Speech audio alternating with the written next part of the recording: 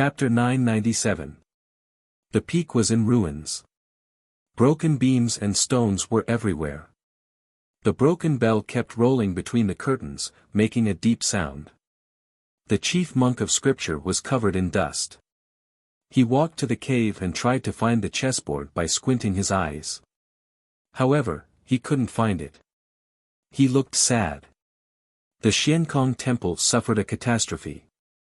Countless yellow temples collapsed and thousands of monks were killed or injured. The monk soldiers in the field, as well as Qi Nian and other powerful cultivators of the Buddhism sect, were also affected and injured. But these were not the reasons why the chief monk of scripture was sad. He was sad because he sensed that he would probably never see the chessboard left by the Buddha again, which meant that the Buddha would never come back to the human world. The chessboard broke through the hard rocks and the boiling underground river.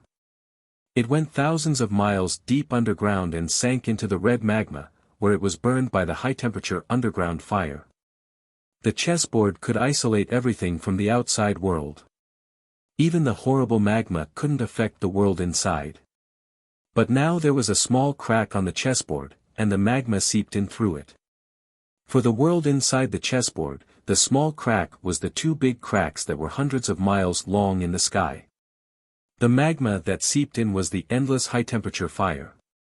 The black ocean drowned most of the land, and then the tide gradually receded, leaving the devastated world. Countless Buddhas and Bodhisattvas stood in the ruins and looked at the magma flowing down from the sky with despair on their faces. The lava of fire kept flowing down from the cracks in the sky, looking like countless red waterfalls. It was very beautiful, but also very terrifying. The lava of fire fell on the field that was still flooded, corroding and producing a poisonous hot mist that instantly enveloped the whole world. Many Buddhas and Bodhisattvas turned black and then died. First, there was the world-destroying flood, and then the heavenly fire of punishment. Countless lives in the world of the chessboard came to an end. Miserable scenes were everywhere, and it looked like the Dharma ending age mentioned in the Buddhist scriptures. Chaoyang City had been washed away by the Black Ocean. Beams, bricks, and drowned bodies were everywhere on the muddy and soft ground. The bell in the White Tower Temple couldn't ring anymore. A young monk stood outside the city and looked at the cracks in the sky in the distance. He looked at the Buddha statue of the handmaiden, put his palms together, and walked on the muddy water with a determined expression. The young monk left Chaoyang City and went to the Far East. He looked at the Buddha statue of the handmaiden, put his palms together, and walked on the muddy water with a determined expression. He was going to cultivate Buddhism. Maybe it would take him thousands of years to rebuild the handmaiden statue to look like himself. Even so, he knew he had failed. Haotian had left the world and would definitely return to her divine kingdom. But he still had to do it, because this was his world. Under the pear tree in the back mountain of the academy, Sang Sang looked at the west emotionless. She couldn't find and kill the Buddha in the chessboard in a short time, and she had to focus on the bright moon in the sky, so she chose to seal the chessboard deep in the ground. The chessboard would be eroded by the high-temperature underground fire, and the Buddha would suffer the pain of thousands of tribulations inside, gradually weakening until he died. She was Haotian. She ordered the earth to kill the Buddha who dared to imprison her for thousands of years. Her words were the will of heaven, and even fate could not disobey it. The Buddha could not be born again. She was Haotian. She ordered the earth to kill the Buddha who dared to imprison her for 1,000 years. Her words were the will of heaven. Even fate could not defy her, and the Buddha could no longer be born. Ning Ke understood why she said this, and he could clearly feel the strong power of the law of causality revealed in this sentence, but he still felt a little uncomfortable. Aren't the first 6 words a promise only made between lovers? In fact, everyone knew that he was trying to loosen the tense atmosphere by the lake. But obviously, the effect was very ordinary. No one would think that he was really the master of the family. The first brother's hand left the stick. Miyu put away the embroidery needle. The fourth brother, Fan Yu, stopped taking the river and mountain sandbox. the sixth brother put the iron hammer at his feet, Song Qian and the eighth brother put back the chess pieces, Bei Gong played a few scattered zither sounds in embarrassment, Shiman took off his vertical bamboo flute and wiped it, and then put it back into his belt, pretending that nothing had happened. Wang Qi walked to a cluster of flowers and bowed his head, seemingly appreciating it carefully.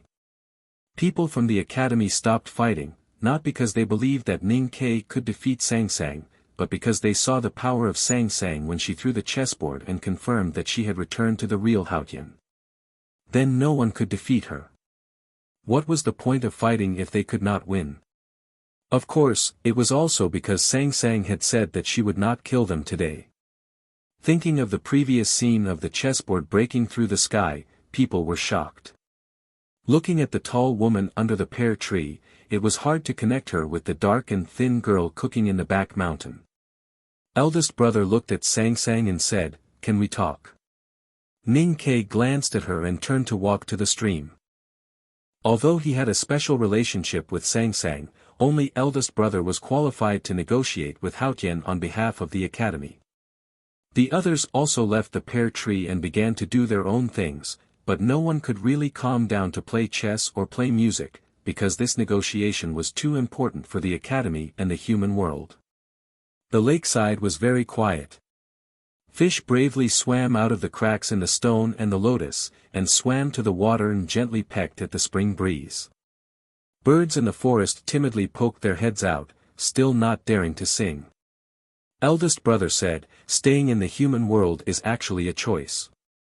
Sang Sang said, "I don't need humble human beings to choose for me." Eldest brother said, "The academy is kind to you." Sang Sang put her hands behind her back and looked at the lake, saying, "Maybe, but you have never been kind to me. Your intuition about fate is sometimes beyond the scope of human beings." Eldest brother said, "My teacher is kind to you." Sang Sang said, "There is no difference between your teacher and Buddha. They both want to make me weak and then kill me. I don't see any kindness." Eldest brother said, "Buddha planted poison in you, and my teacher gave you the meaning of the mortal world. The former will destroy you, but the latter hopes that you can change. My teacher hopes that you can become a human being." Sang Sang remembered that she seemed to have heard Ning Ke say something similar in the chessboard. She frowned slightly and said, "Why should I become a human being? What good does it do for me?" Whether it was Haotian or ordinary human beings, in fact, in the end, any discussion was about interests and responsibilities. It felt a little tacky, but there was no way around it. Eldest brother could not answer this question. After a moment of silence, he said, "I don't know what benefits you will get in this process. But I think, since my teacher has arranged this, he must be sure that you will get something you want in this process. But it is not something that I can guess." This was Haotian's world, and she was the ruler of this world. She had everything. No matter how she changed, she could not have more. So what did the headmaster think she could get? No one knew the answer, not even she. The conversation was short and without any result. Sang Sang left the pear tree and walked out of the mountain with her hands clasped behind her back. Watching this scene, the people who seemed to be playing chess and zither turned around at the same time and signaled to each other with their eyes, thinking that no result was probably the best result they could get now. Mu Yu looked at Sang Sang and asked hesitantly, "Shall we eat first?" Sang Sang ignored her, as if she didn't see her. She continued walking expressionlessly. Ning Ke hurried to catch up. The cloud gate array between the mountain paths could easily stop a powerhouse at the peak of the 5 states. The hierarch of the West Hill Divine Palace was able to break into the cliff plateau years ago because there was no one controlling the array, and also because Yu Lian was waiting for him to come in. Now it would not be so easy for the hierarch to enter the mountain again. But for Sang Sang, this tactical array meant nothing. She walked out of the cliff yard at the back of the mountain and came to the front yard of the academy. Ning Ke said to her, "She asked if you want to eat or not. Even if you don't want to eat, you have to say yes. She is my senior sister, and now she is my sister-in-law. You should be more respectful." Sang Sang ignored him and continued walking without any emotion. Ning Ke looked a little embarrassed and followed her in silence. They walked past the old library and went to a secluded place. They crossed the meadow and came to the forest of swords. Sang Sang looked at the straight trees with her hands behind her back. After a moment of silence, she said, "I was here when you climbed the mountain that year. These trees turned into swords and wanted to kill me." Ning Ke said, "I heard from second brother afterwards that it should be a barrier set by the headmaster." Sang Sang said, "No, it was the sword style left by Kuharan that wanted to kill me." Ning Ke was a little surprised. This forest of swords indeed had the will of youngest uncle. But Sang Sang was just an inconspicuous handmaiden in the old brush pen shop at that time. Why did the forest of swords have a reaction? Kuharan knew me. Interestingly, he knew me at that time. She said it was interesting, but her expression was so indifferent that she couldn't feel the slightest bit of interest. Except for the sword will he left behind, no one knows that I am Hao Tian. Even I don't know. Under the true will of heaven, the person holding the brush doesn't know where the brush will land. This is the stroke of God. Ning Ke sighed and said, "Yes, you don't know who you are." Of course, no one knows who you are. In the end, even the headmaster was tricked by you to go to the divine kingdom. You also tricked me of my youth. Sang Sang didn't laugh. She looked at him and said expressionlessly, "I have seen you write many words. I know that you write like a god. In your opinion, what do you think of my writing?" Ning Ke didn't understand what she meant. If she was referring to the things that happened in the past, why did she ask him to comment now? Or did she mean that she had written a new stroke? A brand new stroke of genius? He was very uneasy and even felt a little cold. Sang Sang looked at the sky that was divided by the forest of swords and turned to walk out of the academy. Ning Ke asked, "Where are you going?" Sang Sang said, "Changpan." Upon hearing this answer, Ning Ke's uneasiness melted like the soft snow in spring. It nourished his heart and made him extremely satisfied. Now, the only thing in the human world that could threaten her was the god-stunning array in Changpan. She was willing to go to Changpan, which meant that she might really want to stay in the human world and stay with him. Today, I thought of a very interesting plot in bed. I forgot it because I was in a hurry to go to the toilet. I remembered it when I got home. I forgot it because I was in a hurry to go out. So I forgot it again. On the way to the hospital, I thought about it for a long time. But when I got there, I forgot it again. Then I never thought of it again. It made me feel very uncomfortable. I will record it here as a memorial. Just pretend that you have seen the plot. To be continued. If you like this work, please come to Chidian.com to vote for me. Your support is my greatest motivation. Chapter 998. In the south of Chang'an, there were willows beside the official road. The traces of the war had mostly been erased by time. Only the injured soldiers with crutches in the tea shop kept reminding people of the past. Sang Sang returned to the city with many memories, but she looked very calm as if she had never left. She walked casually through the familiar streets with her hands behind her back. Entering from the south gate, they turned to the west of the city and went to the gambling house with Ning Quebec. She did not collect her dividends, but looked at the gamblers' joyful or desperate expressions in silence. Next, Sang Sang went to the House of Red Sleeves. Ning Ke never left her side, so he had no time to see Mistress Jian. He met Xiao Chao in a quiet courtyard behind the building. Xiao Chao looked at Sang Sang with a confused expression. She vaguely remembered seeing this tall figure behind the veil of the Divine Hall of Light. However, before she could say anything, a cup of tea appeared in front of her. Sang Sang said, "Drink this cup of tea." Xiao Cao's thoughts became more and more confused. She did not understand why Sang Sang wanted her to drink this cup of tea. Ning Ke said, "Drink it. She won't hurt you." Xiao Chao picked up the cup and drank it. She had no idea what the tea tasted like. Then, she felt her body become light and warm, and she wanted to sleep. Looking at Xiao Chao who had fallen asleep, Ning Ke asked uncertainly, "Is she immortal just like that?" Sang Sang ignored him and left the House of Red Sleeves for the Grand Secretary's mansion. Perhaps because she did not want to see them, or because she did not want her indigo clothes to be stained with women's tears, she let Xing Jing and his wife sleep and let Ning Ke feed Mrs. Zheng a cup of tea. Ning Ke held the cup and said, "If your mother is immortal, what will your father do? After a few decades, your father will die, and your mother will live alone. It will not be a good thing."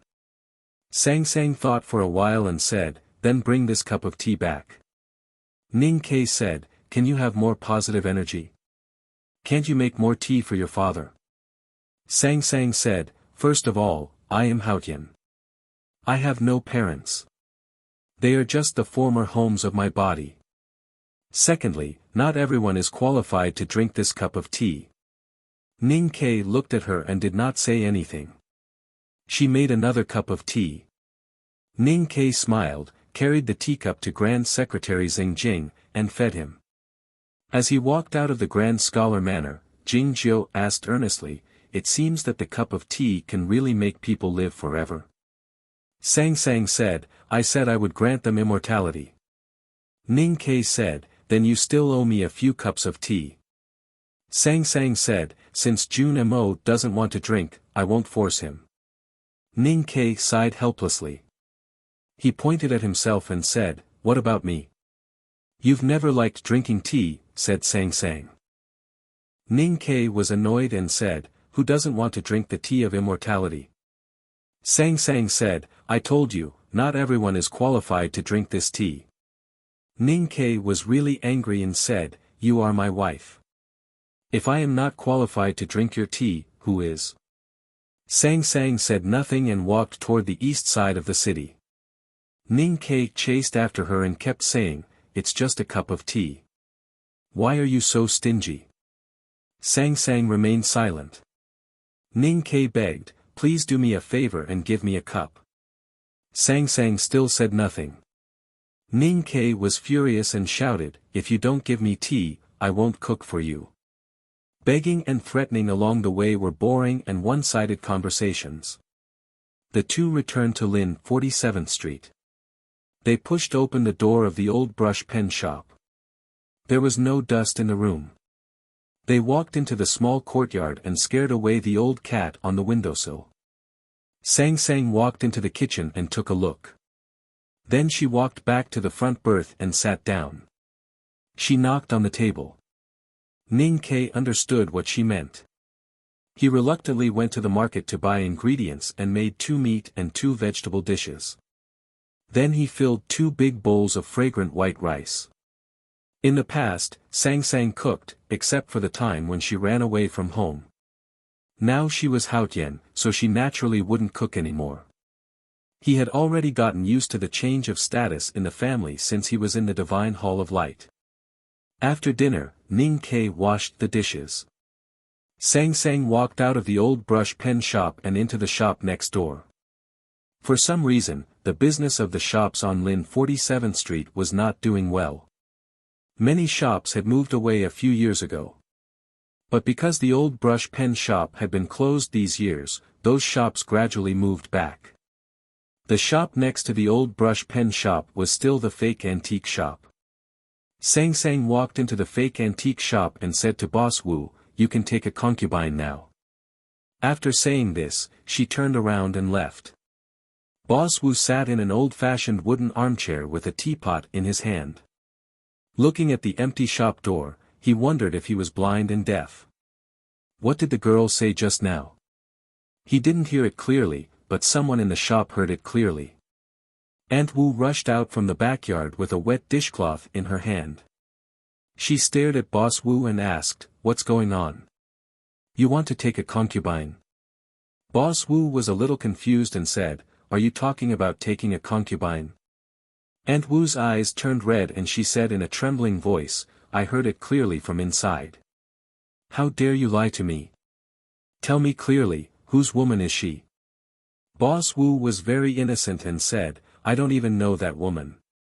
Aunt Wu's breath suddenly became heavy and her voice also became rough. How dare you bring a woman you don't know home? Boss Wu said angrily, what are you talking about? I don't know anything about it. Auntie Wu grabbed Boss Wu's collar with her left hand and slapped him with the wet rag in her right hand. She cursed, Wu Lauer, you bastard. Now you are rich, but you don't even know your name after running a shop in Chang'an for a few years. If it weren't for my dowry, you would be a little hooligan in Eastern County. How dare you take a concubine? Let me tell you, there is no way.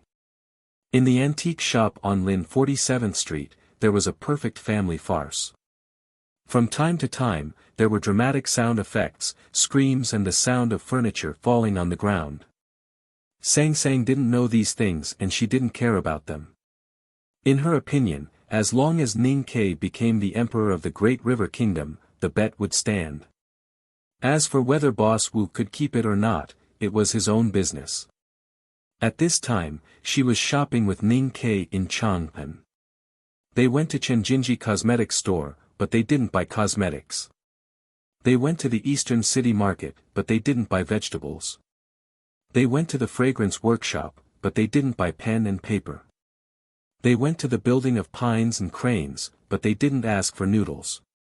She was a tourist who traveled all over Chang'an without leaving a trace. She just left new footprints in the streets where she had left her footprints, removing the traces of the past. Chang'an was the God-stunning array. She had lived in this city for many years, and the aura she left behind had greatly affected the God-stunning array. Now she was walking to repair it. The next morning, she and Ning Ke returned to the house by Yanming Lake. She went to the lake and stood on the embankment, thinking for a moment while facing the lotus field on the lake. Then she plucked a few soft willow branches and made a dozen little things at a speed that was too fast for the naked eye to see. Among the little things she made were bamboo baskets, tables, chairs, and a frog. After she finished, she didn't hand them to Ning Ke, but threw them into Yanming Lake. Looking at the willow things floating in the lake and gradually sinking, Ning Ke was silent. When he saw the willow frog also sink to the bottom of the lake, he broke the silence and said, Buddha is not a frog, and I am not a prince. It seems that there are no fairy tales in this world. Sang Sang returned to Chang'an and did these things to revisit and repay her debt. Back in the Divine Hall of Light, she had decided to cut off her ties with the human world in this way. Now she was still doing this, which meant that she still wanted to leave the human world and return to the Divine Kingdom. Many years ago, in Min Mountain, beside the bonfire at the entrance of Northern Mountain Road, you also said that fairy tales are lies. The ugly duckling can become a swan not because of its efforts, but because it is a swan. I am Haotian, so I can't stay in the human world. No matter how hard you try, you can't change it. After a long silence, Ning Ke said, You know, I still have many tricks. Sang Sang looked at the lotus field and said, Yes, you can use the God-stunning array to suppress me. Ning Ke said, You know I won't do that. Sang Sang said, Because you know very well that even if the God-stunning array is repaired, it can't kill me now. Sang Sang said, Why? You wanted me to return to Chang'an because of this. Ning Ke said, We just want to use the God-stunning array to cut off your ties with the Divine Kingdom. The Academy has never thought of killing you. Sang Sang thought of what Li Man Man said at the back of the mountain of the Academy. After a moment of silence, she said, Why? I killed Kuharan, and your headmaster is destined to be killed by me. Ning Ke said, I've explained it before. It was Haotian who killed youngest uncle, not you. Now you are a living person, not a cold rule. As for the headmaster, he didn't want you to die. Sang Sang looked at him quietly and said, I don't know what the headmaster of the academy is thinking, but I know you are lying. The academy knows that the headmaster of the academy will fail. That is why they want me to repair the God-stunning array. Only when the God-stunning array is repaired can the academy pose a threat to the divine kingdom and help your headmaster. Ning Ke did not say anything. Sang Sang smiled and turned to leave the lake. The spring light shone on the city wall. She came to the city wall. She looked at the distant south, at the mountain with blooming peach blossoms, and said, "Do you know your sins?" The West Hill Divine Palace was on the Peach Mountain. Hundreds of priests and thousands of deacons, as well as countless devout believers of Haotian, were carrying out a grand sacrifice. This sacrifice had been going on for many days. It started when the spring thunder bloomed. Even the endless spring rain did not stop the sacrifice, and the devout prayers never stopped. Today, the prayers suddenly stopped. Because a thunderous voice suddenly sounded in the sky. It was full of irresistible power and the most profound sense of majesty, as if heaven was admonishing the human world. Do you know your sins? Did you make it? Today is Monday. Please vote for me. Thank you. To be continued. If you like this work, please come to Chidian.com to vote for me.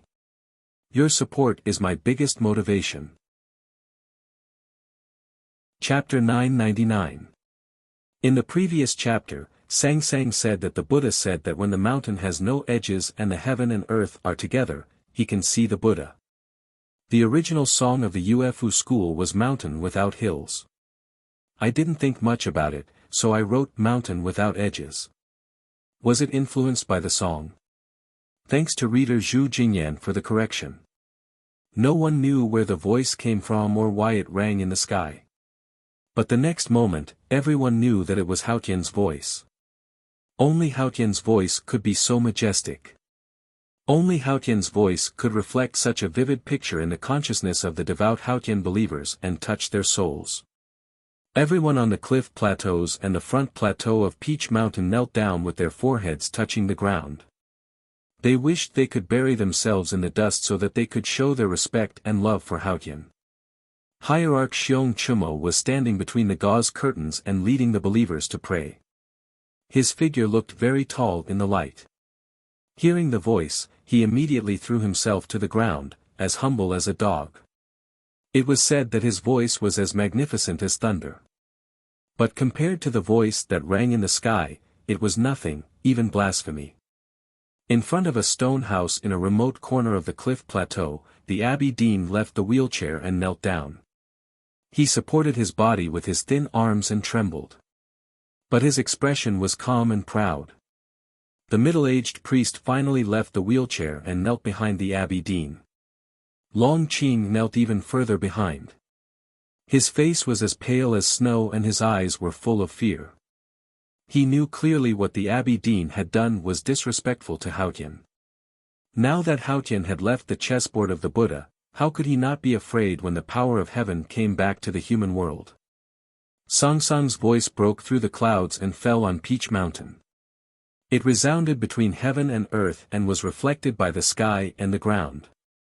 It spread so far that even the whole continent could hear it. Countless people were awakened by the voice from the sky. An old man leaned against the wall and looked at the gray sky. His turbid eyes were full of confusion. He wondered what was going on this year. Was the spring thunder going to strike again? Why did it sound like someone was talking?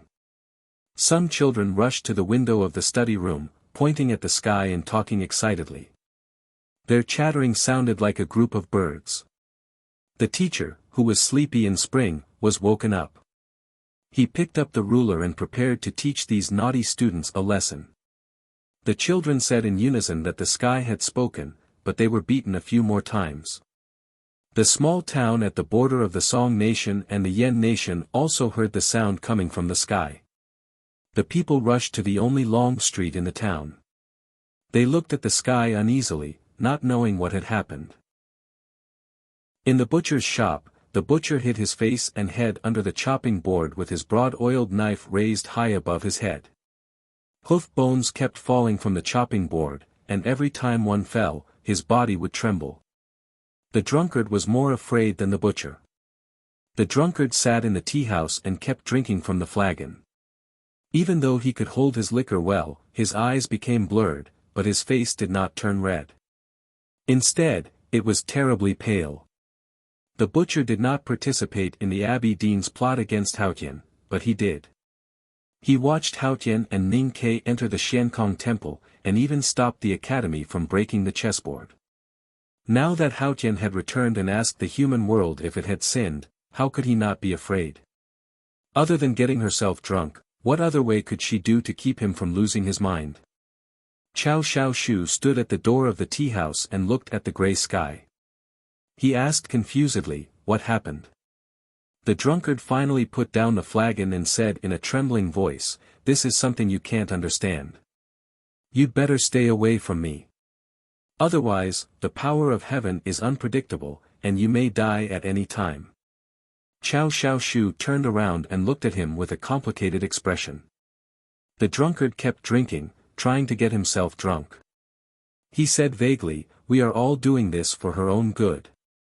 But what if she doesn't appreciate it?" Taoism seemed to have done nothing when Sang was trapped in the Buddha's chessboard.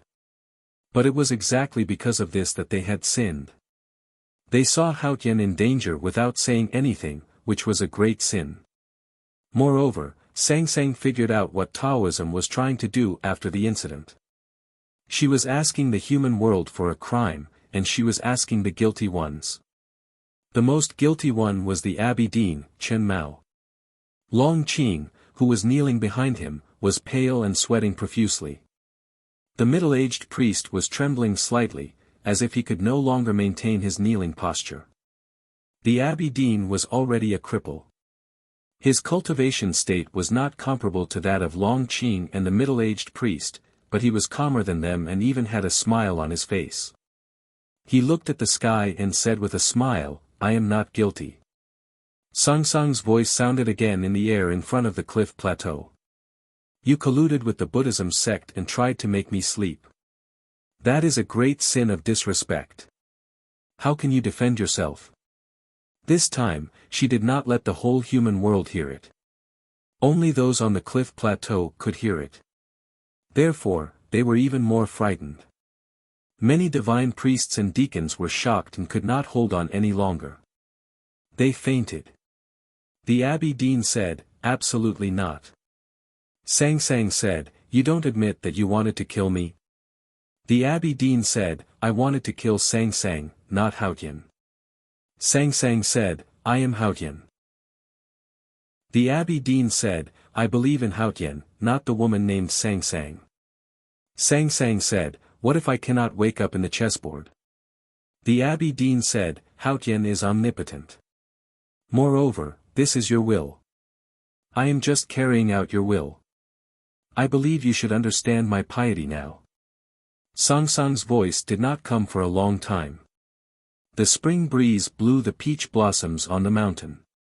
It was silent. No one dared to make a sound. After a long time, her voice came again. "As a mortal, it is a sin to defy the will of heaven." The Abbey Dean said calmly, "If it is a sin, I am willing to commit a heinous sin. Since you are my follower, you should listen to my will. The will of Haotian has never changed. It is to protect the order of the world at all costs. Even if I change my mind? Yes. Because outside the world is the cold underworld. If you change your mind, it means the destruction of the human race. That makes sense." Song's voice did not come again after these two words. After a long time, Long Qing dared to move his eyes away from the ground soaked with sweat. He looked at the Abbey Dean not far away, his eyes full of awe and confusion. Haotian was worthy of awe. He could still talk so calmly when Haotian was accusing him. The Abbey Dean was even more worthy of awe. He could not even understand where the Abbey Dean got his courage from. The Abbey Dean stood up with difficulty. He looked at the far north and the direction of Chang'an. After a long time of silence, he said, "Let the sacrificial ceremony continue. Haotian is going back to the divine kingdom." Different from Long Qing's imagination, the Abbey Dean was not afraid of talking to or even debating with Haotian. Because he was the one who knew Haotian best in the world. Haotian had to reason with human beings, because she was the reason. On the city wall of Chang'an, Sang Sang thought about the world Ning Ke described and confirmed that what Chen Mao said made sense. Just as he said, this was her will. Reasonable? What kind of logic is that? Ning Ke said, if this is a sin, am I not afraid of committing a heinous sin? Don't you feel disgusted by this typical non-mainstream tone? How can you hear the reason? Sang Sang said, if there was no reason, he would be dead.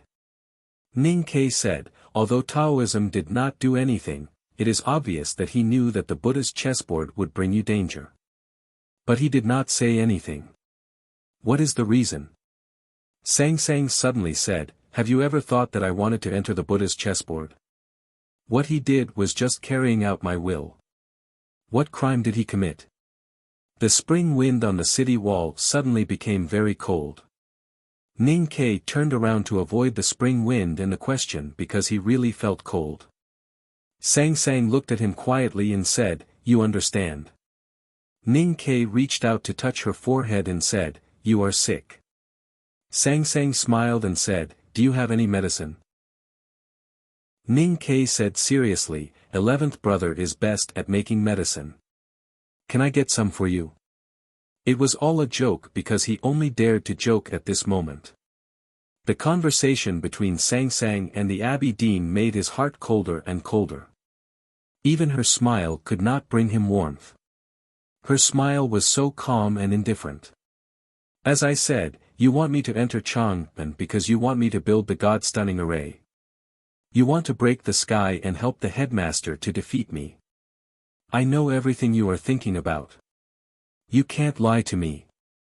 Sang Sang looked at him and said calmly, if you are guilty, what should you be guilty of? Ning Ke gradually calmed down and looked at her. He said, don't forget, I also know everything you are thinking about.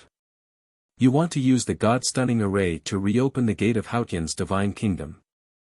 You can't lie to me. Sang Sang said, you are lying after all. Ning Ke said, you have lied to me more than I have lied to you. Just like what we said in the academy yesterday, you have lied to my youth, so don't lie to my feelings. Sang Sang said, feelings? I know what it is, but I didn't lie to you. Ning Ke said expressionlessly, you can't get rid of the sense of worldly affairs that the headmaster left in your body. You can't cut off the affection between you and the human world and me. So you can't go back. You and I traveled the human world together, but we couldn't find a way. Until we went to the Lank Temple and saw the broken Buddha statue on Hua Mountain. You understood the trap that Buddha set for you. So you resolutely went to the trap and got yourself poisoned by the 3 poisons of greed, anger and obsession. You went to Buddha and said that you wanted to kill Buddha, but it was all a lie. We went to the Xiankong temple and were trapped in Buddha's chessboard. It was your own choice. Because by getting rid of the 3 poisons of greed, anger and obsession, you got rid of the sense of worldly affairs. He said bitterly, Buddha thought he had calculated the cause and effect. He didn't expect that in your eyes, he was just a sharp carving knife. You wanted to use this carving knife to cut off your flesh and get rid of the dust on your body so that you can return to the divine kingdom. But have you ever thought about what it means to me? Sang Sang said, this is a war. Why don't you understand? These things seem to have nothing to do with me. But the one who spent a long time with you in the chessboard and got you poisoned by greed, anger and obsession, is me. The one who picked up the carving knife and turned you into a Buddha, helped you get rid of the 3 poisons of greed, anger and obsession, and got rid of the sense of worldly affairs, is me. It's me, it's me, it's still me. Ning Ke looked at her and said with a smile, the 1,000 years in the chessboard were my feelings. You used me and cheated my feelings. My dear, why don't you understand? His smile was very light as water, and his emotions were very thick as blood. Now, the story related to the chessboard and the cause and effect finally came to light. To be continued. If you like this work, please come to Chidian. calm to vote for me. Your support is my greatest motivation.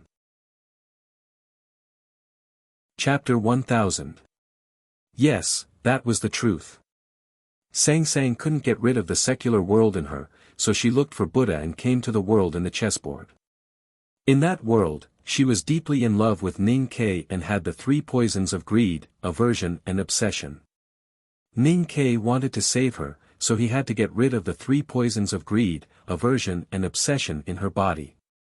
Greed, aversion and obsession were the emotions and the secular world. Buddhism cultivation was the three poisons of greed and obsession. The Academy didn't expect this, and Buddha didn't expect things to develop like this. No one could guess what she would do in countless reincarnations, because God's will was unpredictable. Buddha saw the cause and effect, and she was the cause and effect. She used Buddha's plan to break the Academy's plan and find the possibility in the impossible. This was Haotian's great wisdom and Ning Ke's great pain. Ning Ke stood on the city wall and looked at the spring breeze. He said indifferently, in the small courtyard in Chaoyang City. Did you feel happy when you saw me happily buying vegetables and cooking every day? I have called many people idiots in my life. I thought they were really idiots, but now I think I am the stupidest idiot. Sang Sang walked to him and looked at the world in the spring breeze with her hands behind her back. She said, I didn't lie, because I didn't know it either. Only when the cause and effect are fixed can I understand my will. Ning Ke sneered, do you think I can believe this? Sang Sang said, it doesn't matter whether you believe it or not. As I said in the Academy yesterday, no one knows how things will develop, even I don't know. This is the real stroke of God. It is indeed a stroke of God. In fact, during the last years in the chessboard, I vaguely guessed something, but I didn't want to believe it, so I never asked you. During those years, I practiced Buddhism on that mountain.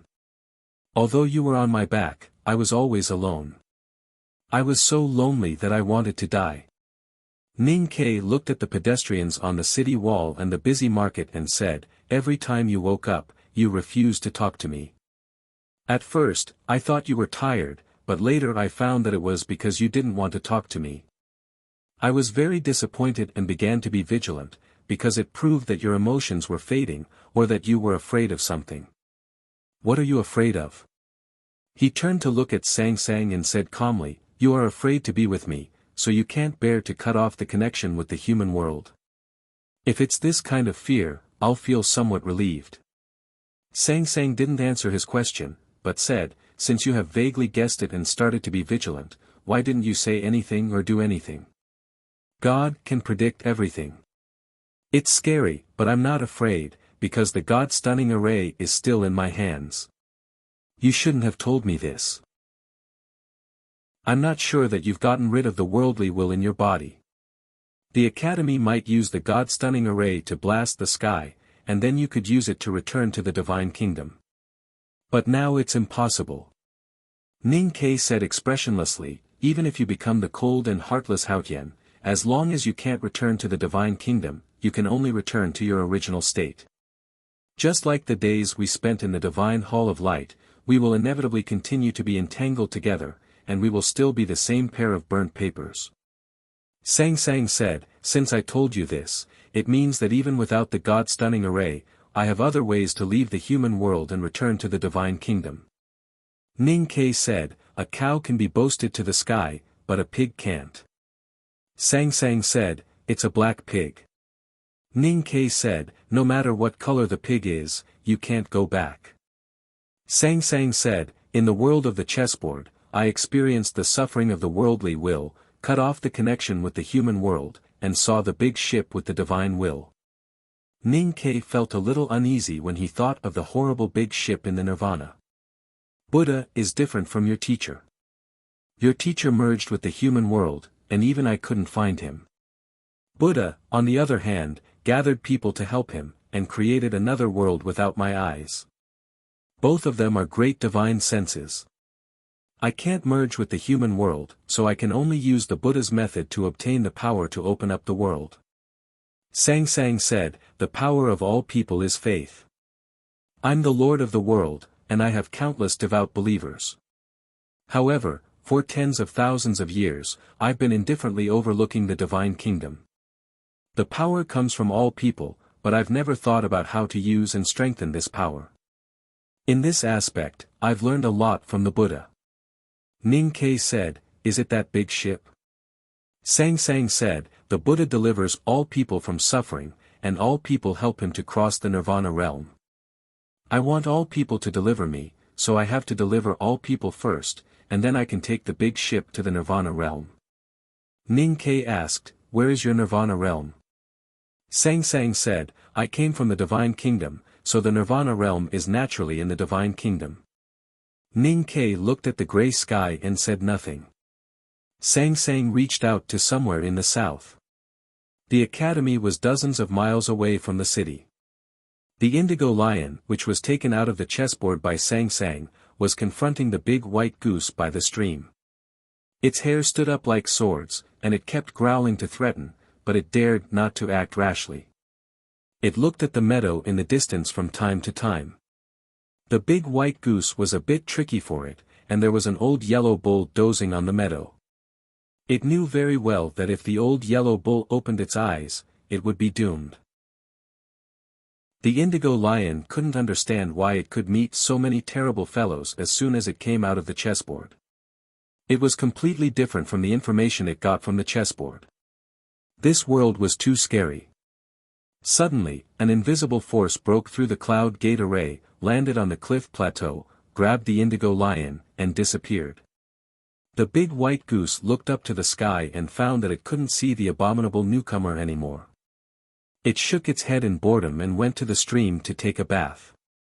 The indigo lion appeared on the city wall in Song Song's hand. Its mane was pulled painfully, and it was worried that it would really become a bald donkey, but it dared not to resist. Sang Sang waved her sleeves to the outside of the city wall, and a breeze came to the human world. During the right to light, the human world also had such a breeze. But compared with that year, the breeze today was quieter, gentler, and had more breath of life. The breeze came to the divine halls of West Hill first. The peach blossoms in the valley were fluttering in the wind, and instantly became more beautiful. The believers kneeling on the cliff plateau and the front yard were suddenly refreshed by the breeze. All the negative emotions such as anxiety, fear, sadness, and despair were all purified. The blind felt that the world in front of them was gradually brightening, and the deaf faintly heard some sounds. The sounds came from the lips of countless believers. It was the sound of chanting scriptures. Under the leadership of the hierarch of the divine halls of West Hill, more than 100,000 divine priests, deacons, and devout believers kept chanting the scriptures loudly. The words in the scriptures were beautiful, and the rhymes overlapped, forming an extraordinarily sacred feeling. It was the final chapter of the divine halls of West Hill, the Sutra of transcending the world and ascending to immortality. The spring breeze filled the human world, and the chanting spread everywhere. Tens of thousands of Taoist temples in various countries and countless Taoists began to chant the scriptures that everyone was familiar with. The spring breeze lingered in the forest, gently brushing the hanging clouds, and finally turned into rain. The rain fell to the human world with a golden luster, but it was extremely clear when it fell to the ground. The spring rain fell on the peach mountain, wetting the woods and darkening the color of the peach blossoms. It fell in a remote place of the Revelation Institute, and a pile of dry firewood in the corner was also wet. A skinny little priest was taking shelter from the rain. He was the most inconspicuous servant in the divine halls. Even though it was such an important sacrificial ceremony, no one had informed him. He was a forgotten existence. Seeing that the pile of firewood was wet, the little priest was a little anxious. He covered his face with his sleeves and ran out. He wanted to move the pile of firewood into the kitchen, and did not care that he was wet by the rain. The clear rain fell on him and turned into countless mottled golden light spots. Then it seeped through his dirty Taoist robe and began to slowly nourish his body and Taoist heart. In the small town between Song and Yan, the drunkard held the door and looked at the rain falling from the sky. His right hand holding the flagon was slightly trembling, and he let the rain wet his face, whose age could not be guessed. The rain fell on the broken eaves of the butcher's shop, flowed down along the cracks, dripped on the chopping board, and wet the white and fat pig trotters. Then the butcher's face was wet with blood. They clearly felt that the filth that they suppressed in the deepest part of their souls was washed away by the rain falling from the sky. Their rotten bodies even showed a fresh vitality. The drunkard left the tea-house, and the butcher walked out of the butcher's shop. The two came to the only straight street in the town and stood at the two ends of the street. Standing in the rain, they were moved and determined. The spring breeze filled the human world, and the spring breeze turned into rain. Naturally, the rain fell everywhere. Both the West Hill Divine Kingdom and the coast of the East Sea were covered by the drizzle. Even the depths of the wilderness in the far north had a rain. The rain fell on the golden tent and made a pitter sound, as if someone was casually beating a broken war drum. The wilderness was so quiet, and the sound was so clear. Chanyu, with a solemn expression, knelt in the rain with all his wives, sons, and dozens of generals of the royal palace, and kept praying for the Tingri heaven to grant them courage. The national master and dozens of high priests knelt on the highest meadow, and stretched out their hands to receive the rain and the blessing from the sky. The national master's aged face was washed by the rain, and it was visible to the naked eye that he became younger. The bodies of the high priests were also wrapped in a faint golden light. The national master slowly closed his eyes and knelt in the rain, quietly feeling the vitality and the unfathomable power in the rain. He was peaceful and full of awe. It was also raining in the Xiankong temple. Jun Mo looked at the iron sword that was soaked in the rain and slightly raised his eyebrows. The iron sword was soaked in the rain and became darker. It was plated with a layer of luster and became much sharper. His clothes were soaked, and he became much sharper. Jun Mo knew why. A few years ago, he said in front of her that he would not accept the gift from Haotian, but he had no choice but to accept what she wanted to do. On the wilderness outside the pit, the big black horse lowered its head and dragged the heavy carriage, walking in the messy poplar forest. Suddenly, a spring rain fell and wet its body, and all the tiredness and loneliness disappeared. It squinted at the depths of the spring rain, and suddenly felt some reluctance. Similar scenes happened everywhere in the human world. Some cultivators cried in the rain. He, who could not enter the see-through realm after decades of hard cultivation, finally crossed the threshold today. Some Taoist cultivators who lived in seclusion in the deep mountains even reached the knowing destiny state overnight. Those who were seriously ill were saved and slowly woke up. Those who were about to die were saved and no longer suffered. They peacefully returned to the divine kingdom. Those who believed in Haotian would be rewarded, because this spring rain was her gift to the human world. After the spring rain, the little Taoist in the Revelation Institute would no longer be a servant. He would become a genius in the cultivation world and the most valued powerhouse of the new generation in Taoism. The drunkard and the butcher would no longer linger on. They would live a fresh life in the human world before they were taken to the divine kingdom. The national master of the Golden Tribe royal court and many powerhouses of Taoism were cleansed by the rain and became more powerful. Buddha only saved those who believed in him. Not everyone could receive Haotian's gift. The monks in the Xiankong temple were very embarrassed by the spring rain. The Abbé Dean, who was kneeling in the rain in front of the stone house on the cliff plateau of the divine halls of West Hill, was still a cripple, and his face was pale from the cold rain. All the followers of Taoism benefited as long as they were sincere believers of Haotian. The Abbé Dean was the leader of Taoism in the human world, but he was excluded from the process. He knew that it was not because his faith in Haotian was not strong enough, but because Haotian still remembered his disrespect. Looking at the human world in the spring rain, the Abbé Dean smiled bitterly, but his eyes were still firm. As long as the human world was still peaceful, it was not a big deal even if he was abandoned by Haotian. Chen Pipi and Tang Xiaotang in Linkong, tens of thousands of followers of the new stream in front of the South Jin Imperial Palace, Yi Su in the shabby Taoist temple in the Kingdom of Song, and dozens of neighbors who were listening to his preaching. What were they thinking? The spring rain also fell in Chang'an. The clear rain was full of vitality, which was a mercy to the human world. Therefore, the God-stunning array did not react. Xiao Qiao slept in the house of red sleeves for a whole day and night.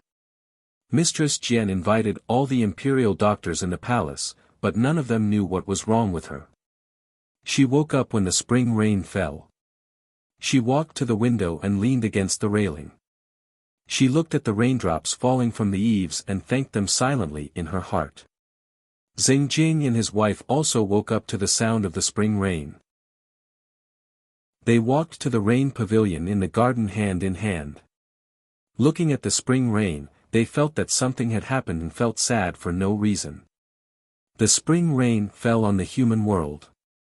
Haotian blessed hundreds of millions of followers and delivered all living beings from suffering. Their faith became firmer and even more fanatical. Countless invisible spiritual auras were born from the palaces and huts, and from the souls of all living beings. They flew toward the rain and went straight to the sky. This was the return of all living beings to Haotian. Hundreds of millions of pure spiritual auras came to the south of Chang'an. Regardless of their strength, they blended together harmoniously, disturbing the rain and brightening the dark clouds. On top of the city wall, Ning Ke stood beside Sang Sang. He first smelled a very light fragrance, and then the whole human world smelled it. Then, there was the sound of exquisite and ethereal music. In the strange fragrance and divine music, countless golden petals fell down. Countless spiritual auras lit up the clouds, and a huge ship appeared faintly. The ship was also golden. Countless followers condensed their psyches into this big ship, ready to send Haotian back to the divine kingdom. To be continued. If you like this work, please come to Chidian.com to vote for me. Your support is my biggest motivation. Chapter 1001. Song Song's feet left the city wall and floated toward the big ship in the clouds. Ning Ke hugged her leg and did not let her go. Just like many years ago in the wilderness, when the clouds broke and the gate of Haotian's divine kingdom opened, she floated to the sky, and he stood on the field and hugged her leg without hesitation. At that time, Sang Sang floated to the sky with him, and it was the headmaster who grabbed his leg in the end. Now the headmaster was no longer in the world. He did not want her to leave, but how could he fight against the whole world? Sang Sang floated away from the city wall and into the sky. Ning Ke did not make her stay. He only kept her shoes, the cloth shoes that he bought for her. Sang Sang landed on the bow of the ship and threw the indigo lion into the clouds. The indigo lion grew in the wind and became thousands of feet tall. The hair on its neck shook and it roared. The clouds broke and the sky appeared. It struggled to drag the big ship to the sky. Chang'an responded. The God-stunning array released a fierce killing intent that seemed to be able to tear the sky apart. It condensed in the streets and buildings of the city and was ready to attack at any time. Countless Tangs came out of their houses and poured into the streets. They looked at the bright sky in the south, the incredible giant ship and the indigo lion in the bow, and their faces were full of awe and fear. The God-stunning array did not attack the giant ship because it was outside the city. Although the Tangs in the streets were frightened, no one put down their weapons. Some even started to pick up stones. Sang Sang stood on the bow with her hands behind her back. The infinite light projected her tall figure on the ground, making the top of the city wall dim, just like Ning Ke's mood at this time. The indigo lion dragged the big ship out of the clouds and flew to the sky. It was slow at first, but it was obviously speeding up. Somewhere in the sky, a golden line appeared. The golden line was not the gate of Haotian's divine kingdom. The gate of the divine kingdom had been destroyed by the headmaster years ago. The golden line was the shore that Sang Sang wanted to reach. As long as there was a shore, there was no need for a door. If she had supreme wisdom, she would be able to reach the other shore. Her wisdom had long been proven by the headmaster of academy, Buddha, Ning Ke, and even herself. Just like that. Could it be that everything is fake? Ning Ke stood on top of the city wall and looked at the giant ship in the sky. He asked expressionlessly, "The Buddha I have cultivated for you for decades is fake? Is it a lie that I brought you up with all my effort? That famine was fake. The entire Min Mountain was fake. Is the city of Wei fake or Chang'an fake?" Sang Sang stood at the bow of the ship in silence without turning around. Let's not talk about Min Mountain, let's not talk about the past. We've been together for 1,000 years, but you don't even give me a cup of tea and want to leave. Do you think it's appropriate? Ning Ke looked at the ship that was getting further and further away and said with a smile with difficulty. Sang Sang stood at the bow of the ship, still silent. Ning Ke slowly held the hilt of the iron cutlass and stared at her back. He said word by word in a low voice, "I don't think it's appropriate, so don't even think about leaving." With a swoosh, he pulled out his iron saber and slashed at the huge ship in the sky. He and Sang Sang cultivated Buddhism in the Buddha's chessboard together. Sang Sang understood the method of mercy and salvation, but he also learned to condense the will of all living beings. The incomparably majestic chi of heaven and earth was gathered by the God-stunning array and poured into his body through the array I pestle. Countless cutlasses in the city flew out of their sheaths and thousands of knives appeared in the world again. 2 extremely sharp knife marks rose from the city wall of Chang'an and came to the sky in a flash, forming a clear character, human. The place where the 2 strokes met was the bow of the ship. Years ago in Chang'an, the Tangs were united. He used the power of the God-stunning array and gathered the will of millions of people to write a character, human, in the sky and killed the Abidine. In the Buddha's chessboard, he cultivated Buddhism on the peak and obtained the faith of thousands of Buddhas and Bodhisattvas. With the power of Sang Sang, he wrote a character, human, in the dark sky and broke the 1,000-year dilemma. This was the 3rd time he wrote this character. What would the result be? Ning Ke knew that his knife talisman couldn't cut the giant ship under Sang Sang's feet because it was a boat of faith. So he cut the space before the bow of the ship. There was an invisible rope between the indigo lion and the bow of the ship. Ning Ke wanted to cut the invisible rope. 2 knife marks appeared in the sky and covered the giant ship. Sang Sang finally turned around, her expression unchanged. She stretched out her finger and pointed at the knife mark. She stretched out a finger. The finger was very slender, and the surface of the fingertip was small. Ning Ke's 2 knife marks were about to cut the whole sky. The place where they met was a few miles wide.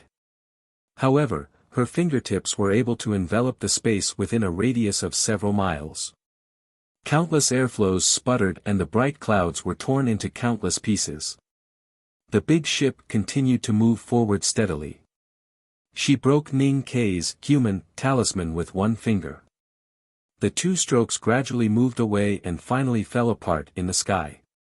They scattered into countless talismans like a chaotic wind and then were purified into nothingness by the light. Looking at this scene, Ning Ke was silent. At the moment when the iron knife was cut, he felt that the 2 knife marks were not pure enough and it was very difficult to write the human talisman. But he couldn't understand why. Because of fear? Yes, no matter how immortal the Abidine was, in the eyes of the strong Tangs, he was still a human being. But Haotian was Haotian. How could they not be afraid? There were millions of people in Chang and in the streets and many of them had weapons in their hands. They all wanted to protect their country, but not all of them dared to attack Haotian. If the will was not united, the human talisman couldn't be fully exerted. If the will of the people could not be united, how could the city withstand the finger of heaven's power? In the chessboard, you could write that character and break the sky because I was in your body and those Buddhas were worshipping you. You have to know that even in Chang'an, all living beings are still my believers. How can they obey your will? I'm no longer here, so how can you write those words again? Sang Sang stood at the bow of the boat and looked at him calmly. She said, but I am very pleased that you can comprehend the will of the people. Look at the boat under me carefully. Maybe you will comprehend more. Ning Ke was silent for a while and said, pleased my ass. Comprehend my ass. Sang Sang said, when we meet again, it will be a matter of life and death. If you want to defeat me, you have to learn how to write that character. Then we will meet again. Ning Ke said expressionlessly, by that time, I might have died of old age. Sang Sang looked at him quietly and was about to turn away. Just then, Ning Ke suddenly said, do you think this is the end? Sang Sang slightly frowned. Ning Ke laughed and said, there was no butcher in Min Mountain back then, and I didn't let you eat any meat with hair on it. I can't beat you, and you can't run away either. Don't forget, I've been losing to you for so many years, but when can you really leave me? After saying this, he turned his wrist and stabbed the knife into his chest. He stabbed very hard, and the dark and sharp knife directly pierced through his hard flesh and bones. It went deep into his chest and pointed at his beating heart. To be continued. If you like this work, please come to Chidian.com to vote for me. Your support is my biggest motivation. Chapter 1002. There was a burst of laughter on the city wall. It was really painful. His face became abnormally pale, but he was still laughing as he looked at the big ship in the sky. He was laughing very happily, miserably, resolutely, and even a little crazy. Sang Sang stood at the bow of the ship and looked at the man on the city wall below. She looked calm and did not get angry because of his disrespect, nor did she feel disgusted because of his existence. She felt that this feeling of calmness was very good and very powerful. Even if she thought that she was calm, it was still calm. After calmness came silence, and silence meant eternity. She thought that she could keep calm, but looking at Ning Ke's pale face and the blood that kept flowing out of his chest, she did not know why she also felt a little pain in her chest. Was it an illusion or an illusion? Sang Sang erased this question from her mind with unimaginable willpower, but she could not stop her brows from slightly frowning. She looked at Ning Ke quietly and suddenly asked, doesn't it hurt? Ning Ke looked at his chest and the blade that had penetrated deep into his flesh. He squeezed out a miserable smile and said, a man should be tough on himself. Sang Sang murmured, but it still hurts. Ning Ke's fingers tightened and the iron knife was inserted deeper into his chest. Dozens of beads of sweat dripped down his pale cheeks. He looked up at her and said, I am a real man. Sang Sang looked at him and said with pity, does it really not hurt? Ning Ke's right hand, which was holding the hilt, trembled slightly. The blade made a longer cut in his chest, and blood flowed down like a waterfall. He said, in the West Hill Divine Palace, my flesh and blood have been cut by you countless times. I have long been used to it. It's nothing new. Now I think I should thank you. Sang Sang asked him 3 times if it hurt, but he did not answer. How could it not hurt when the knife was inserted into his heart? But his heart had already been in extreme pain and had become numb. Yes, as long as you are a human, you will feel pain. The pity disappeared in an instant, and Sang Sang said expressionlessly, you are a human, and you have the 3 poisons of greed, anger, and obsession in your body. You have been on the chessboard for thousands of years, and your love is deeply rooted. My poison is gone. What about yours? Ning Ke looked at her and laughed again. His laughter became more and more indifferent. Throughout my travels in the human world, you've always wanted me to understand what emotion and love are. Up until now, I still haven't completely understood it, but I'm at least clear about one thing. Emotion and love are sometimes not acceptance, but giving. Everyone has a heart that can't bear to hurt others. The more you've given me, the more you can't bear to hurt me. Sang Sang looked at him and said calmly, I want to leave. If you want to stop me, you can only kill yourself. Then I will die. Do you really have the heart to do that? Ning Ke laughed and said, what you said is not comprehensive. Love and affection are not one-sided acceptance or one-sided giving. They are shared. I really don't want you to die, but are you willing to watch me die? If you really are Haotian heartless, you should have left earlier. Why are you telling me so much? As he spoke, he coughed up blood. His teeth and pale cheeks were covered in bloodstains. He looked abnormally ferocious, but hidden within was a will and determination that even the heavens could not ignore. Sang Sang was silent for a long time. Then she smiled and said, what you said makes sense. Since the final outcome is separation, I shouldn't say so much. The spring wind blew the indigo robe, and the flowers on it gradually bloomed. The indigo lion walked on the clouds, and the big ship slowly moved toward the distant golden line in the sky. She stood at the bow of the ship and no longer looked at him. Ning Ke looked at the big ship in the sky and her back. He said with a pale face, you know I don't like death. Until that day when there was no such person in the city of Wei. Those people were all dead. I thought you were also dead. Later, when the Empress also jumped down from here, I realized that death is not terrible. Sang Sang did not turn around. Her knuckles behind her turned white. She must be exerting a little force. She looked at the distant shore and thought to herself, do you want me to die so much? She had asked this question many times. Ning Ke laughed again, and his body trembled. He said loudly, I said in West Hill that we will die together or live together. Sang Sang ignored him and the big ship continued to move toward the shore. Yes, it's so unforgettable. How can I bear to let you die? You are Haotian, and you can calculate everything in the world. How can you not calculate this? You know I can't bear to let you die. Ning Ke pulled out the iron cutlass and put his hand into his chest. He held his heart and pulled it out forcefully. Blood flowed out, and his heart was exposed to the clear blue sky. His face was as pale as snow, and his body kept trembling. He could no longer stand and knelt down in his own blood. Blood splashed in front of his knees. Unforgettable. I crushed my heart. No matter how deep the words engraved on it are, can they still exist? I can't bear to let you die, so I crushed my heart.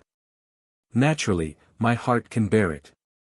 Ning Ke gasped painfully and said, if you don't stop, then we will die together. Sang Sang still ignored him, and the big ship continued to move forward. She was now Haotian, a pure collection of objective rules. Naturally, she was indifferent and heartless. She was no longer bound by the human world and would not be threatened. If Ning Ke committed suicide, Sang Sang would die, but Haotian would still be alive. A desperate expression appeared on his face, and at the same time, there was a trace of ruthlessness. He clenched his fist. In the palm of his hand was the bright red, beating heart. His great spirit was close to the advanced level, and his body was as hard as iron. Most importantly, Sang Sang could heal his bones with a wave of her sleeve, so it was very difficult for him to commit suicide. During the time he traveled with Sang Sang in the human world, he had imagined many ways to commit suicide. Previously, he used the Great Spirit to cut open his chest and stabbed his heart. Once again, he confirmed that even if the blade pierced his heart, it would be difficult for him to die instantly. As long as Sang Sang had a moment, she could cure him. Therefore, he took out the heart. As long as he clenched his fist, it could be crushed into countless pieces. Even Haotian could not bring him back to life. If he died, Sang Sang would die, but Haotian would still be alive. It seemed unreasonable for him to do so, but he still decided to do so, because it represented his attitude, and he wanted to see her attitude in the end. He clenched his fist. With his current strength, even an iron ball would be crushed.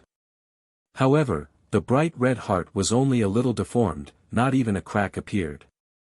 It was very painful. Ning Kei's heart was very painful, but it was not broken. He was shocked and confused, and did not understand why. Sang Sang stood at the bow of the ship, smiling without saying a word. In the last decades in the world of the chessboard, from the redwood forest to the peak of that mountain, she had left her divine body and lived in his heart. His heart had become extremely strong. Ning Kei himself did not know this change, but she did. She knew what he was thinking, so how could he beat her? A cool breeze blew past, and a light spring rain fell from the sky. The rain fell on Ning Kei's body, washing away the blood and the dust on his heart. The heart returned from his palm to his chest, and the wound healed instantly, not even a scar could be seen. Ning Kei looked at his chest, and felt that the heart seemed to beat more strongly than before. He could raise the iron cutlass, cut his chest again, and dig out the heart, but he did not do so. No matter how strong-willed a person was, it was difficult for him to kill himself a second time without hesitation when he failed to commit suicide. More importantly, he knew that Sang Sang would not give him a second chance. The previous time was an unspoken agreement between them, or a gamble. He lost. There was a sweetness in his heart, but he was not reconciled to it. Ning Kei said, "I don't want to leave you. As I said, we will meet again when you can really write that character." Sang Sang looked at him quietly, and her face was a little pale. Her emotions were a little complicated, and she said, "Besides, you have drunk my tea many times." For so many years, they lived under the same roof, tossed and turned in the same big bed, and ate in the same iron pot. Of course he had drunk her tea. Ning Kei was stunned, and after a long silence, he suddenly pointed between his legs. He asked loudly, "What should I do if you just leave like this?" Sang Sang smiled and said nothing. Ning Kei flew into a rage and shouted, "Hurry up and come down. Cure my legs." Sang Sang smiled and turned around, and did not speak again. She had fused with him, and now his heart had become indestructible, and the injury between his legs had naturally healed. Ning Kei, of course, knew that he just wanted to find an excuse to keep her. This excuse was a little ridiculous and pitiful. The big ship continued to sail to the horizon, and then gradually disappeared in the golden line. She was about to reach her other side.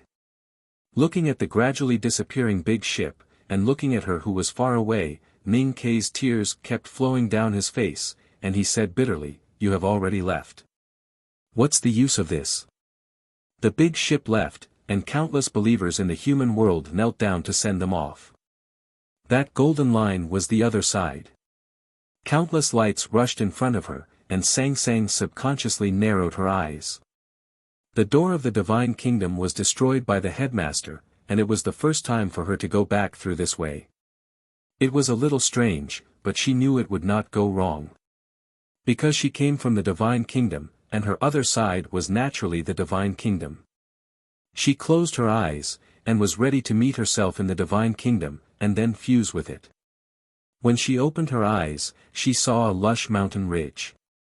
Her face was a little pale, and her body was a little stiff. She was very familiar with this lush mountain, but it was not the divine kingdom, but Min Mountain. In the mountain, she stood in silence for countless days and nights, trying to figure out the reason. The little indigo lion knelt beside her uneasily, and looked around. After countless days and nights, she finally figured out the reason. She was the choice of human beings, and she came from the human world, not the divine kingdom, so her other side was the human world. She was still in the human world. Besides, there was another reason. She looked at her lower abdomen, and frowned slightly. She felt strange, and even a little scared. Or, this was the real stroke of genius. End of Volume 5, Stroke of Genius, to be continued. If you like this work, please come to Chidian.com to vote for me. Your support is my greatest motivation. Chapter 1003. How are you?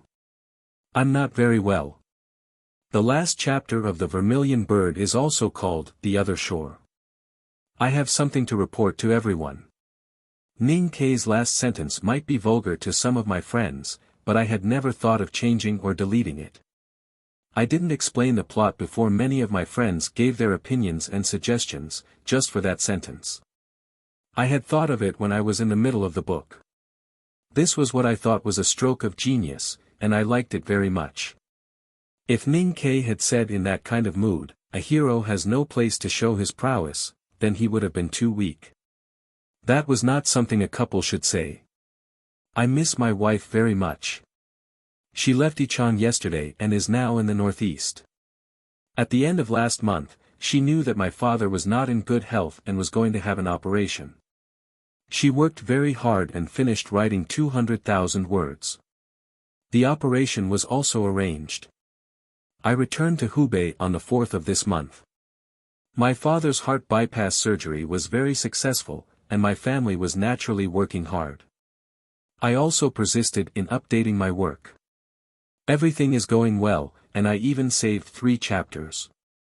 My wife returned to the northeast yesterday. Because she had to work, I sent her to the airport. After returning home, I felt a little dizzy, so I measured my blood pressure and went to the health station downstairs. The doctor asked me to go to the hospital, and the doctor asked me to stay in the hospital. Then I was hospitalized, and it was quite serious. Today, the situation is much better, and these 3 chapters were updated in the hospital. My friends don't need to call me. I don't know what to say. I'm sorry that I didn't take good care of my body, and my family still needs to take care of me. I feel very guilty, and I definitely can't write 200,000 words this month. Everyone has worked hard these past few days, and under such circumstances, I dropped the ball at such a crucial moment. I still feel very guilty, and I feel a little unwilling. I think our family is very happy, and these annoying things should not have happened. Alright, I will definitely get through this smoothly. Health is the most important thing, and if everything goes well, I will try to get out of the hospital in 5 or 6 days. I will write when I can, and apologize to everyone and my family again. I still miss my wife very much, especially at such a time. To be continued. If you like this work, please come to Chidian.com to vote for me. Your support is my greatest motivation. Chapter 1004. I was discharged today. Firstly, I want to thank everyone. Secondly, I want to apologize to my family and everyone. I can't blame the heavens or anyone else for my health problems. It's my own problem. These few days, I've been thinking a lot in the hospital and had many feelings. When I'm at peace, I'll talk to everyone again. Now, I just want to apologize. I didn't reply to everyone's messages because I don't know what to reply. These few days, my family is really in a mess. Until now, my heart is still in a mess. I want to tell everyone that I'm safe and I'll slowly return to work tomorrow. Thank you again. To be continued. If you like this work, please come to Chidian.com to vote for me. Your support is my biggest motivation. Chapter 1005. I kept trying during the day and realized that it was not working. My head is a little dizzy and I can't handle writing. I'm also very anxious, but this illness cannot be rushed. There's no other way. Sorry. To be continued. If you like this work, please come to Chidian.com to vote for me. Your support is my greatest motivation. Chapter 1006. It was late spring in the city of Lincoln. Guest houses were green. A sedan came from outside the city and moved slowly on the street. Lu Yiqing sat in the sedan with his eyes closed, looking calm. During the spring sacrifice, countless lanterns were raised in the city and drifted to the night sky. Numerous Taoist believers knelt before the lanterns and prayed to Haotian. It was a solemn and sacred scene. Lu Yiqing could not see anything, nor could he see the spring night or the thousands of lanterns. But he could hear the prayers and feel the fanaticism of the believers. Naturally, he thought of the spring wind and rain a few days ago, the sweet rain that sprinkled on the human world, those magical scenes, and the big ship that sailed to the divine kingdom. Haotian had left the human world, but her grace remained. The changes caused by this would change the world and the era profoundly. Lu Yiqing raised his hand tiredly.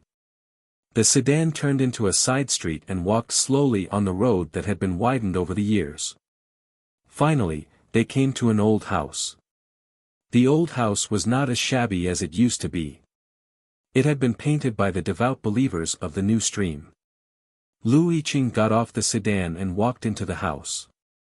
He stood by the window and kept silent for a long time. Chen Pipi walked to him and looked at the starry sky outside the window. Lu Yiqing said, "I can see that the great era is coming." His eyes were covered with a white cloth, so he could not see anything. But he could see the magnificent future, the human world, and the blood and killing. The new stream that had been spreading rapidly in the past few years had almost been wiped out in just a dozen days. It was not only because the divine halls of West Hill had announced that the new stream would be banned and the believers would be burned by fire when they were alive and thrown into the abyss after death. They would never be able to enter the divine kingdom of Haotian. It was also because Haotian had shown her kindness and power to the human world.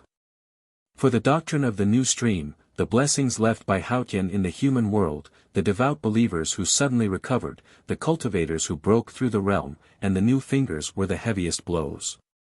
Chen Pipi looked at the dim moon in the starry sky and said after a long time of silence, "Other than waiting, maybe we can do something else, such as fighting." Lu Yiqing looked at the starry sky and said, "Humans can't fight against heaven." Chen Pipi said, "This doesn't sound like something you would say." A few years ago, during the Right to Light on the Peach Mountain, Lu Bai charged into the Divine Hall of Light with his sword. The disciples of the Sword Garrett did not hesitate to protect Chen Pipi and Tang Xiaotang from the encirclement of the Peach Mountain and return to Lingang. From that day on, the Sword Garrett stood on the opposite side of Taoism. The decisiveness and valiance that Lu Yiqing displayed in his choice still shocked the cultivation world several years later. The starlight fell on the white cloth covering Lu Yiqing's eyes. It was as if a layer of frost had been plated on it. It looked like 10,000 years of snow, cold and firm. His voice was the same. "Just because I can't fight against the heavens doesn't mean I won't fight." Chen Pipi remained silent. Lu Yiqing's words were the attitude of the sword pavilion. It was as cold and hard as the edge of a sword. However, there were still many helpless sighs that had not been spoken. This kind of resolution could not change the situation of the human world, so it was only tragic and stirring. The rescript from the West Hill Divine Palace should arrive soon. Lu Yiqing said. He had not seen the rescript yet, but he could guess that it was asking the South Jin Kingdom to ban the new stream and hand over Chen Pipi and the others. He turned his eyes away from the starry night and looked at Chen Pipi through the thin white cloth. He said calmly, "The Sword Garrett has no more power to protect you. Get ready to leave." Chen Pipi sighed and said, "I'm used to living in Lingang. It's a bit messy to leave." Lu Yiqing did not say anything. He turned around and walked out. The South Jin Kingdom was powerful, second only to the Tang Empire and the Golden Tribe royal court. Being an ally of the Tang Empire was very important to the balance of the war. However, the Sword Garrett could not completely cut off the influence of Taoism on the South Jin Kingdom. As Haotian sprinkled rain on the human world, the people of the South Jin Kingdom became more and more convinced of Haotian. Undercurrents were surging in Lingang. Both the imperial palace and the military were preparing. No matter how powerful the Sword Garrett was, they could no longer turn the tide. Unless the academy intervened, or the Tang army left the verdant canyon in advance, broke through the Qing River and crossed the Great Swamp to take control of the South Jin Kingdom before the divine halls of West Hill did. However, in the past few years, although the Tang Empire's national strength had been recovering, the real strength of the Iron Cavalry had become much weaker due to the ceding of the Xiangwan Plain.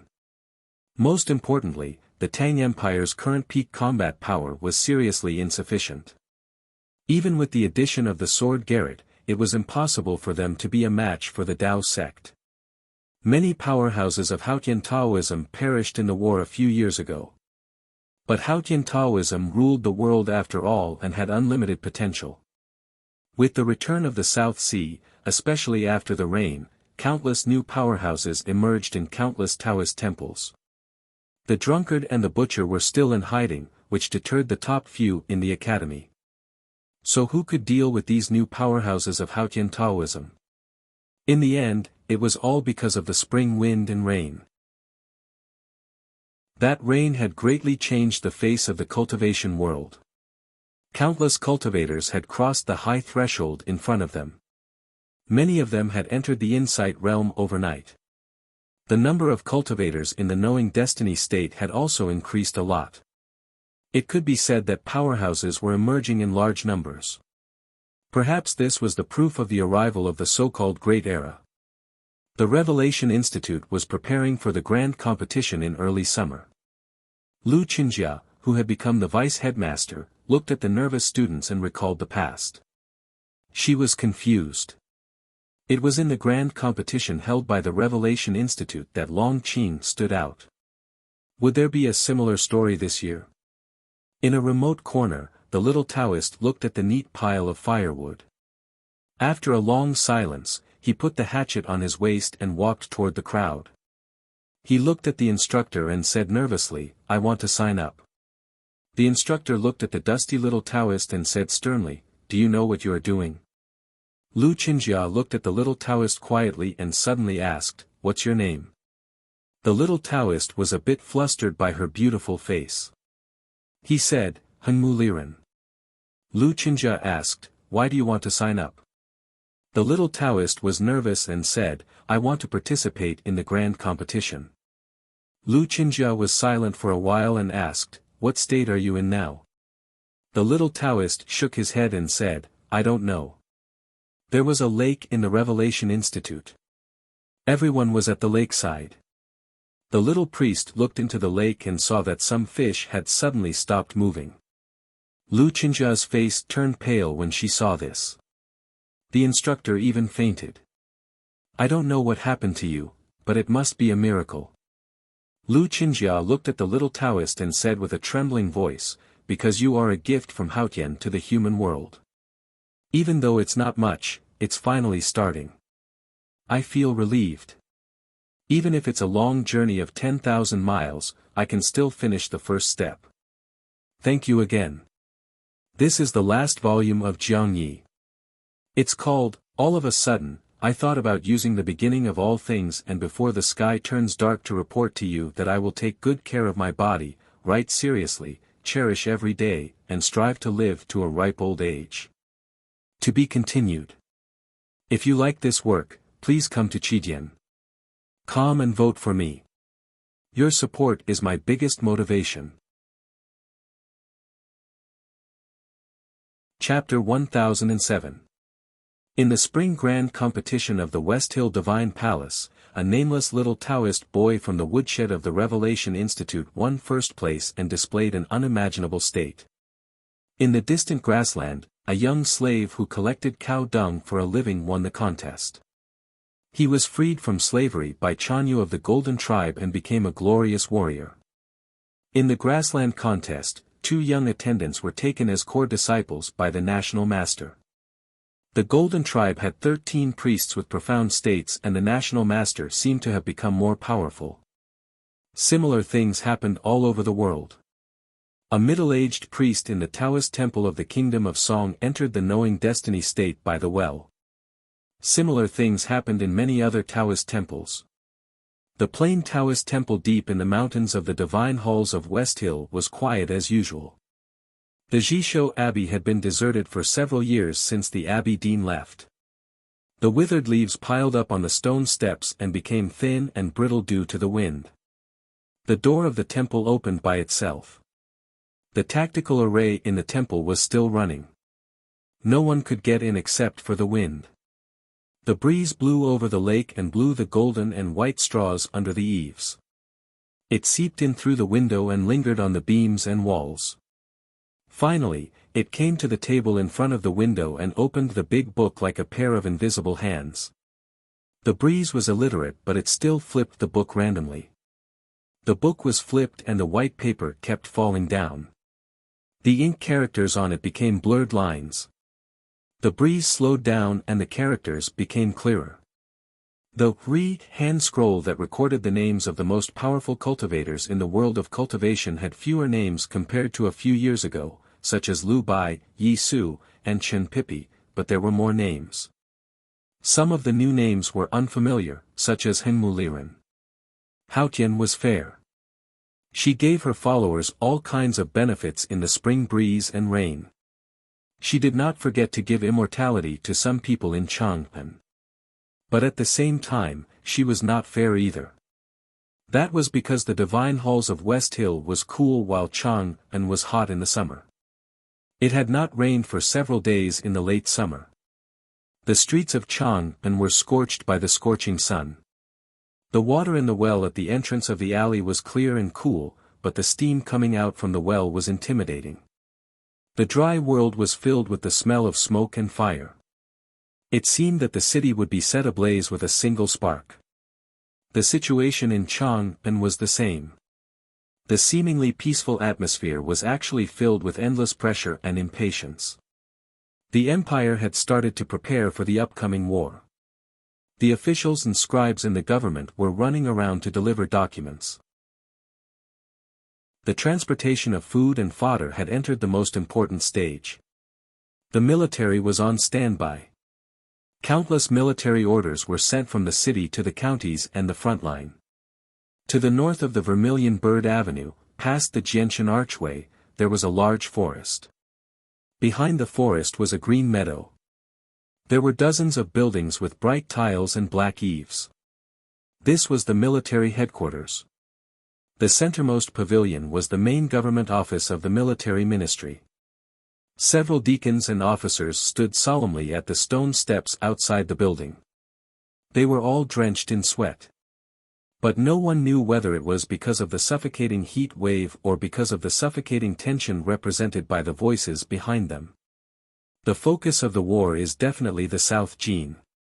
If we can get out of the verdant canyon in half a month and open up Qinghe Prefecture, we can help the Sword Garret stabilize the South Jin. The speaker was Xu Qing. He had been transferred back to Chang'an several years ago to take charge of the overall defense of the Tang army. He was no longer the commanding general of the West. General Su Qi stayed in the northern battlefront camp to face the powerful Golden Tribe royal court. Now that he was the head of the military ministry, his opinion was naturally important. It was very quiet in the pavilion. Several generals and more than a dozen staff officers remained silent. They did not agree or disagree with what Xu Qing said. Everyone knew that if they could ally with the South Jin, the Tang Empire would be invincible. But this was impossible. First of all, the Tang army was not sure that they could open up Qinghe Prefecture in half a month. Even if they could not rebuild the navy in such a short time. How could they cross the Great Swamp? The most important problem was that the Tang Empire and the South Jin Kingdom had been enemies for many years. Although the Sword Garret was now on the opposite side of Taoism, the royal family of the South Jin Kingdom, the army, and the ordinary people would not choose to ally with the Tang Empire. I thought the final battle would still be in the north. A general gave his opinion.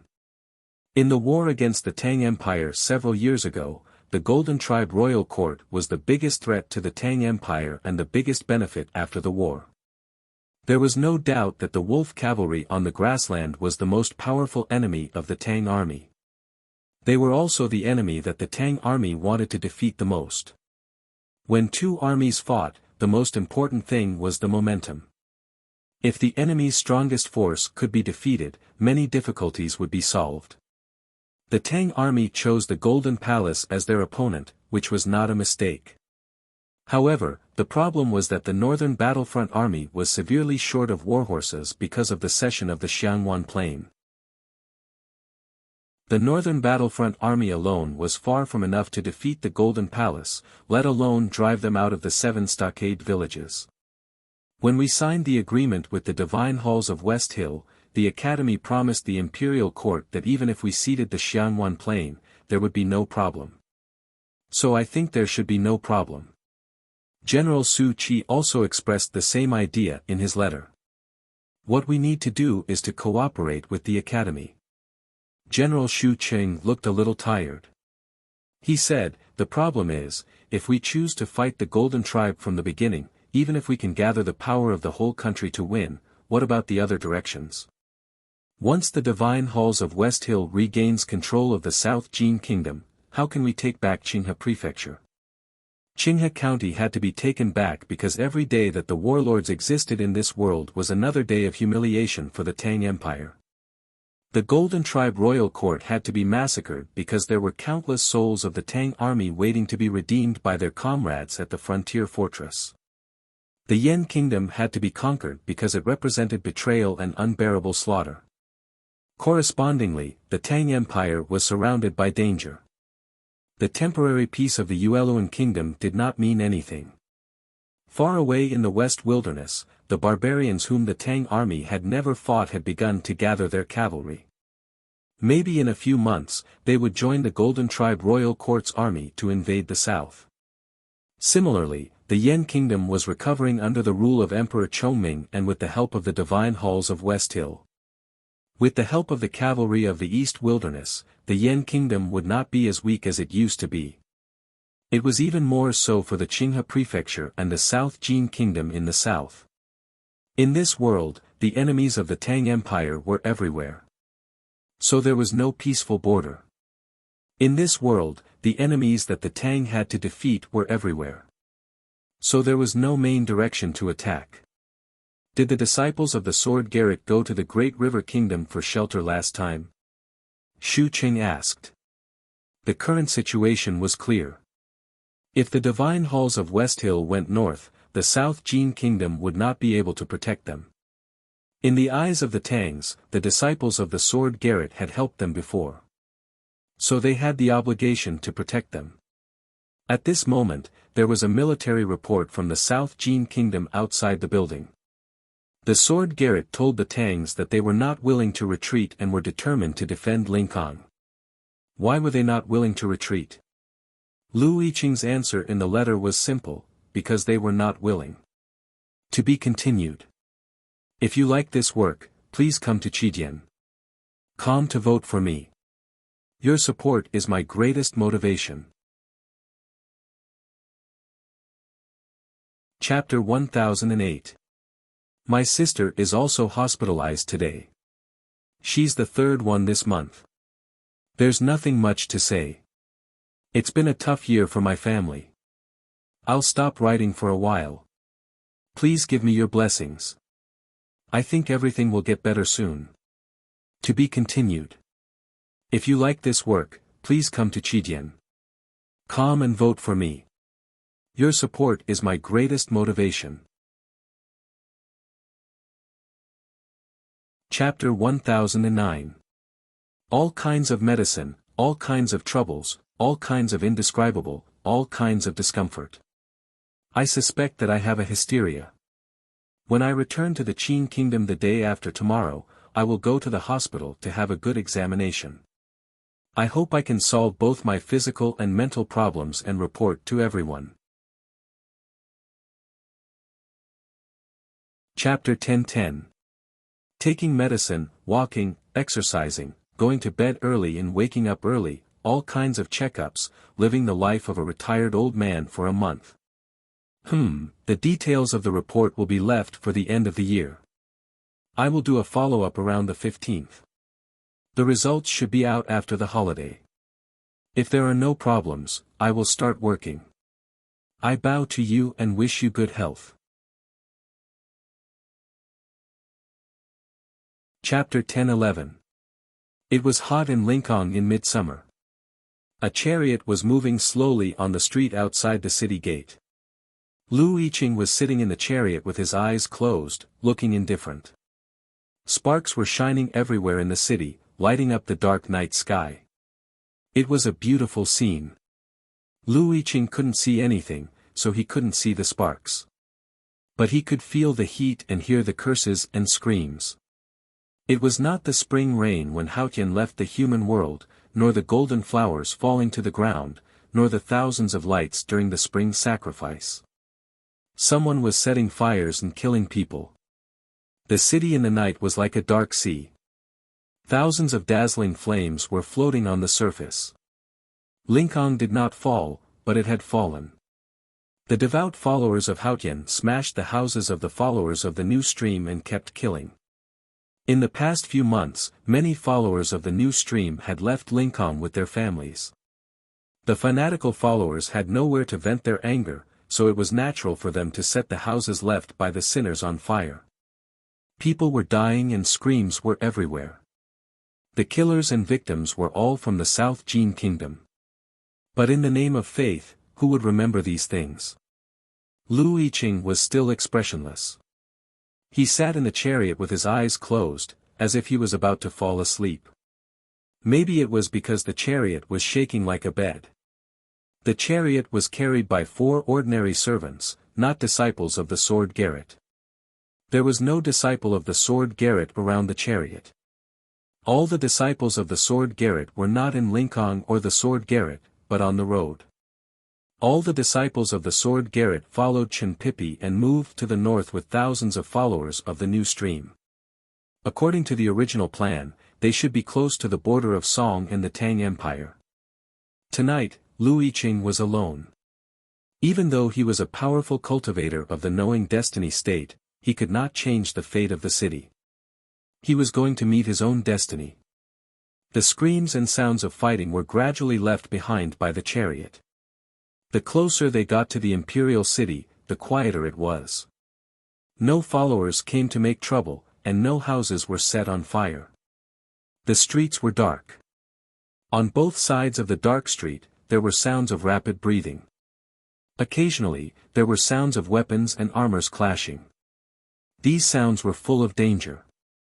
Lu Yiqing naturally heard it clearly, but he did not do anything. There was no vigilant expression on his face either. He knew that those who could be heard by him would definitely not dare to attack him. Yes, the South Jin Kingdom was known as the second most powerful country in the world. It had a strong military, but no one dared to attack it. The sedan traveled from the west of the city to the front of the imperial city, and no soldiers dared to move. Because he was the younger brother of the Sage of Sword, Lu Bai.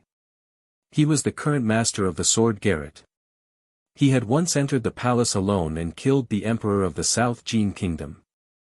All these years, he was the last spirit and boldness of the South Jin Kingdom. The imperial city was shrouded in the darkness of the night. There was not a single light. It was incomparably dark and deathly silent. The carriage stopped. Lu Yiqing slowly raised his head and looked at the tightly shut city gates. He had long since become blind, but his gaze seemed to pierce through the white cloth in front of him, wanting to cut open the city gates. His right hand left his knee and landed on the hilt of his sword. The 4 people carrying the chariot fled into the night with faces full of fear and unease. Lu Yiqing was very clear that the real danger, or perhaps his final fate, was in this quiet imperial city. The spring breeze and rain several months ago, and the big ship that sailed towards the divine kingdom, had completely changed the situation in the world. The divine halls of West Hill issued an edict, and the whole world began to exterminate the new stream. The South Jin Kingdom, from the royal family to the military to the ordinary people, had completely sided with the divine halls of West Hill. No one had the power to reverse the situation. If Lu Bai was still alive, he might be able to, given his supreme prestige and unimaginable strength in the South Jin Kingdom. But Lu Bai was already dead. He was only Lu Bai's younger brother. Facing this raging tide, he only had 2 choices, to leave or to die. He chose to stay, which meant that he chose to die. The heavy city gates opened silently. Hundreds of armored cavalrymen of the South Jin Kingdom galloped out of the imperial city. Their iron spears were like a forest, and the cold light was threatening. Hundreds of torches suddenly stopped on the imperial city, as if hundreds of fire arrows had been shot at the sail of a ship in the night. The dark night sky was instantly lit up, and it was as bright as day, even a little dazzling. The emperor of the South Jin Kingdom came to the top of the city wall under the protection of dozens of powerhouses. He looked at Lu Yiqing and shouted, "Damned blind man, you will die tonight." The current emperor of the South Jin Kingdom was very young. Back when Lu Yiqing killed the former emperor, he chose the youngest son of the deceased to succeed the throne, thinking that he would not be so troublesome because of his young age. Now years had passed, and the little emperor was still a little emperor. But obviously, he had become very troublesome now. The fear and anger of the royal family of the South Jin Kingdom towards the sword Garrett were all reflected in his words. The little emperor's face was very pale because he was very afraid of the blind man in front of the imperial city. His pale cheeks were abnormally red, because he thought that the blind man was about to die, so he was very excited. His voice was trembling because he was both afraid and excited. The light from hundreds of torches made him squint his eyes, and he seemed to be intoxicated.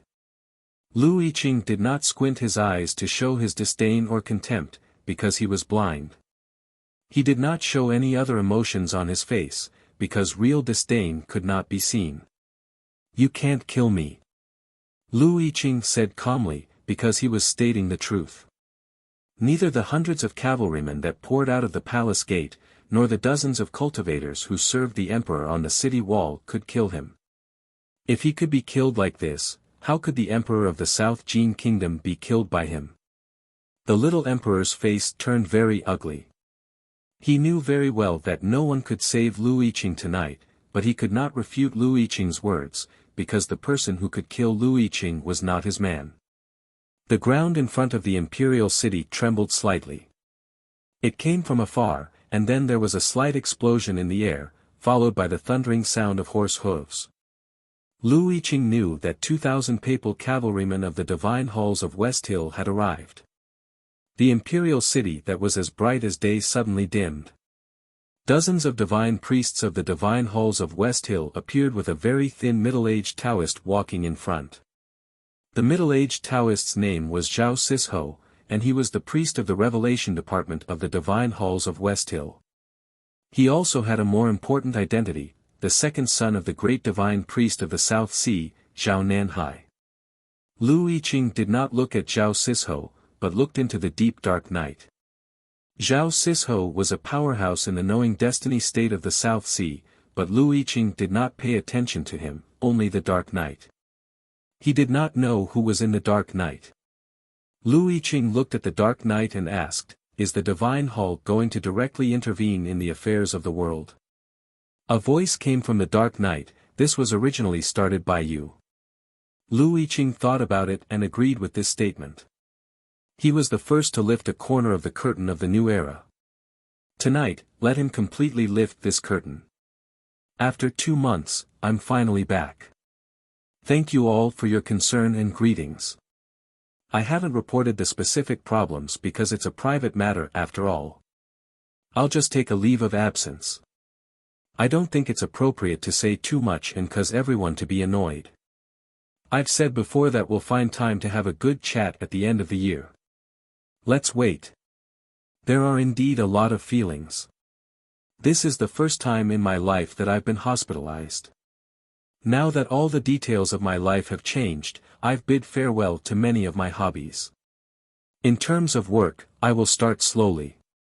It will be slower, and I may not have updates every day. After I get used to it, I will adjust. Also, today's chapter did not use the names of the previous 2 chapters because I wanted to have a good start. I wish everyone the best. Please exercise more.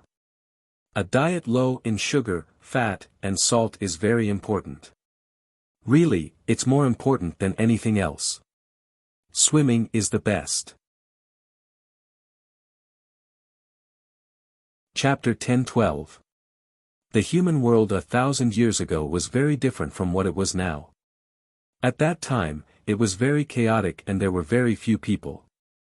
Only those who could cultivate were qualified to live like humans. Those who could not were like dogs. As for the divine halls of West Hill, it was the divine kingdom on earth, a heaven that had nothing to do with the mortal world. It was not until the headmaster established the Tang Empire and taught the world that the situation changed. The divine halls of West Hill were forced to look at the mortal world. Cultivators could no longer enslave mortals like before, and the cultivation world could no longer be as superior as before. As a result, there were more and more people in the human world. That was the reason why there was a sage every 1,000 years. After the headmaster left the human world, many things changed again. No one could stop the cultivators from ruling the world again, at least outside of Chang'an. A few years ago, Lu Yiqing entered the palace alone and killed the emperor of the South Jin kingdom. That was the proof of this change. A new era had come, and he was the first one to lift the curtain. The human world had lost its protector, and the rules began to collapse. The new era would become primitive and bloody again, and everyone would have the chance to use their own power to speak their own truth. The powerful were the masters of this new world. Lu Yiqing was a powerful cultivator, and the enemies he faced tonight were also powerful cultivators who had the right to speak. He only hoped that it would be faster. So he did not look at Zhao Sisho. Although the skinny priest was a powerful cultivator in the knowing destiny state from the South Sea and was the son of Zhao Nanhai, he was not a real match for him. Lu Yiqing looked at the night and said, "Then, come on." The night was as quiet as water. The voice did not sound, and no one came out. Zhao Sisho's face was a bit pale, and his wrinkles were full of unwillingness. But he did not make a move, because he heard footsteps coming from the imperial city. Everyone around the imperial city heard the footsteps. The footsteps were steady and rhythmic. The shoes on the feet were not made of leather, but cotton. The sound was a bit dull, like the sound of wood breaking. A young man walked out of the imperial city. The light from the fire made the ground as bright as day, and also made the shadow of the youth abnormally clear, but it was impossible to see his face clearly, only that he was wearing an old green robe, the edge of the green robe embroidered with brand new golden thread. In the West Hill Divine Palace, only red-robed priests were qualified to embroider with golden thread. What was puzzling was that the lad was not wearing a red robe. His green robe had been washed so many times that it had turned white. He looked like a manservant. It was probably because he was used to being a servant. Lu Yiqing tilted his head and quietly listened to the footsteps. His grip on the hilt of his sword loosened and tightened at times. There seemed to be some sort of rhythm that matched the footsteps, or perhaps they were fighting. As he walked, the sound of metal rubbing against each other could be heard behind him. 13 slender sabers slowly emerged from their scabbards and appeared in everyone's line of sight. The knives were like flower petals, and he stood in the middle of them. He stopped and raised his head to look at the night sky. Because of this action, the firelight illuminated his cheeks. His ordinary eyebrows and eyes were clearly illuminated, and his face was somewhat pale. Similarly pale, the young emperor of the South Jin kingdom on the city wall looked pale and timid, but there was a kind of fearful madness in his pale face. Other than the flower formed by the sabers behind him, he was holding a big golden flower in his hand. He looked at the golden flower with a devout and fanatical expression, as if there was an extremely hot flame in his eyes. He reached out to pluck the flower petals and murmured, "Die, don't die, die, don't die." After plucking a petal, he said, "Die." After plucking another petal, he said, "Don't die." After the last petal left the stem and fell to the ground, he said, "Die." The lad was happy, as naive as a child. His cheeks became even paler.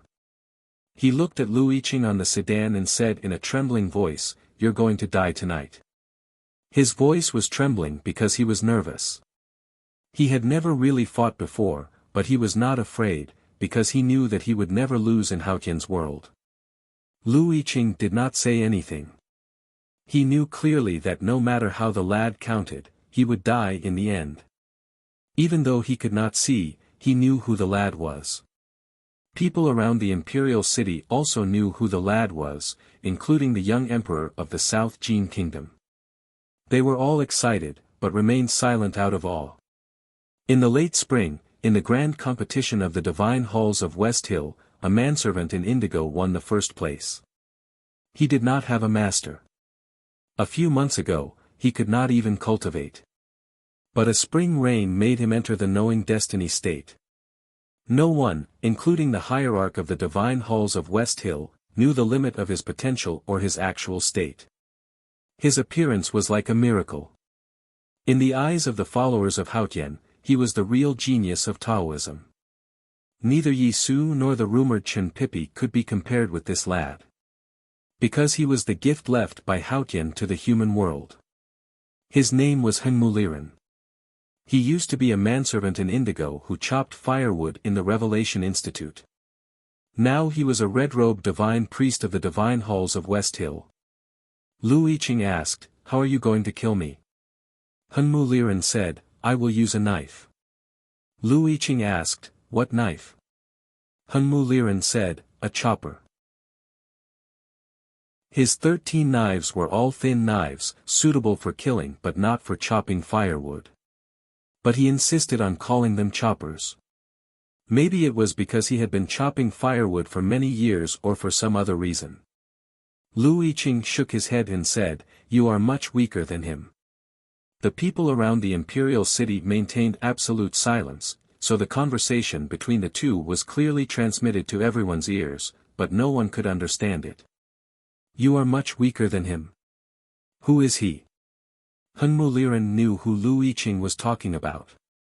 His eyes were burning and he shouted, "No one can defeat me. Not you, not him." Lu Yiqing touched the sheath beside him and said, "You are very proud." Henmu Liren said, "Because I am confident."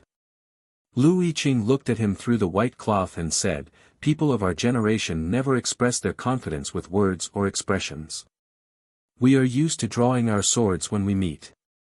Henmu Liren did not look young because of his long years of hard work and exposure to wind and sun. But his expression was still innocent and his smile was cruel. "That man cut you into a blind man. Tonight I will cut you into a dead man. When I meet him in a few days, I will cut him into a blind man first. That is a wish for you." "I have never had such a wish," Lu Yiqing said, "because I know very well that no matter how hard I try, I can never be more powerful than him." "Neither can you." Henmu Liren said, "You seem to have a lot of confidence in him." Lu Yiqing looked at him and said with pity, "If you meet him, you will die. It is a simple truth. But you are too naive and arrogant to understand it." He looked into the night and said, "That man must understand it. But obviously, he did not warn you. It seems that not many people in the Divine Halls like you, but after a long period of serious consideration, I've decided not to publish it for the time being. I'll use a year or two to revise it before publishing it. This matter has to be done sooner or later. It's better to do it earlier than later. My predecessors have already learned a painful lesson. Also, the China Writers Association is holding a youth conference in Beijing. After thinking about it, I think it's better for me to stay at home. After all, recuperation is the most important thing. Also, I'm not too sure. Is a 36-year-old considered a young writer? I'm just kidding. I'll participate again in the future. I'd like to express my gratitude here." Chapter 10:13. My body and energy can't keep up. I'm sure that I'll be very intermittent at the beginning of this period of time. It won't look good if I take a leave of absence from time to time. In the future, when I don't update, I won't write a single chapter. I'll report to everyone in the book review and comment section. I'll slowly adjust to my work and strive to return to normal as soon as possible. Thank you for your understanding. Chapter 10:14. Hunmu Liren did not understand Lu Yiqing's words. He did not understand why he would definitely die if he met that person. He also did not understand why Lu Yiqing said that the person in the darkness would understand. As a young lad who had just become a powerhouse of the divine halls from a servant of the Revelation Institute, there were many things he did not understand. But standing in the light before the imperial city and looking at Lu Yiqing on the sedan, he could clearly feel the excitement in his soul. He knew that Lu Yiqing would be the first powerhouse he would kill. Lu Yiqing looked around slowly. The white cloth on his face reflected the light from the top of the city wall and looked very white. He looked calm and did not feel surprised because of the silence around him. The divine priests of the divine halls of West Hill and the cultivators who were loyal to the royal family of the South Jin Kingdom were absolutely calm. The powerhouses including Zhao Sisho from the South Sea did not intend to attack Lu Yiqing.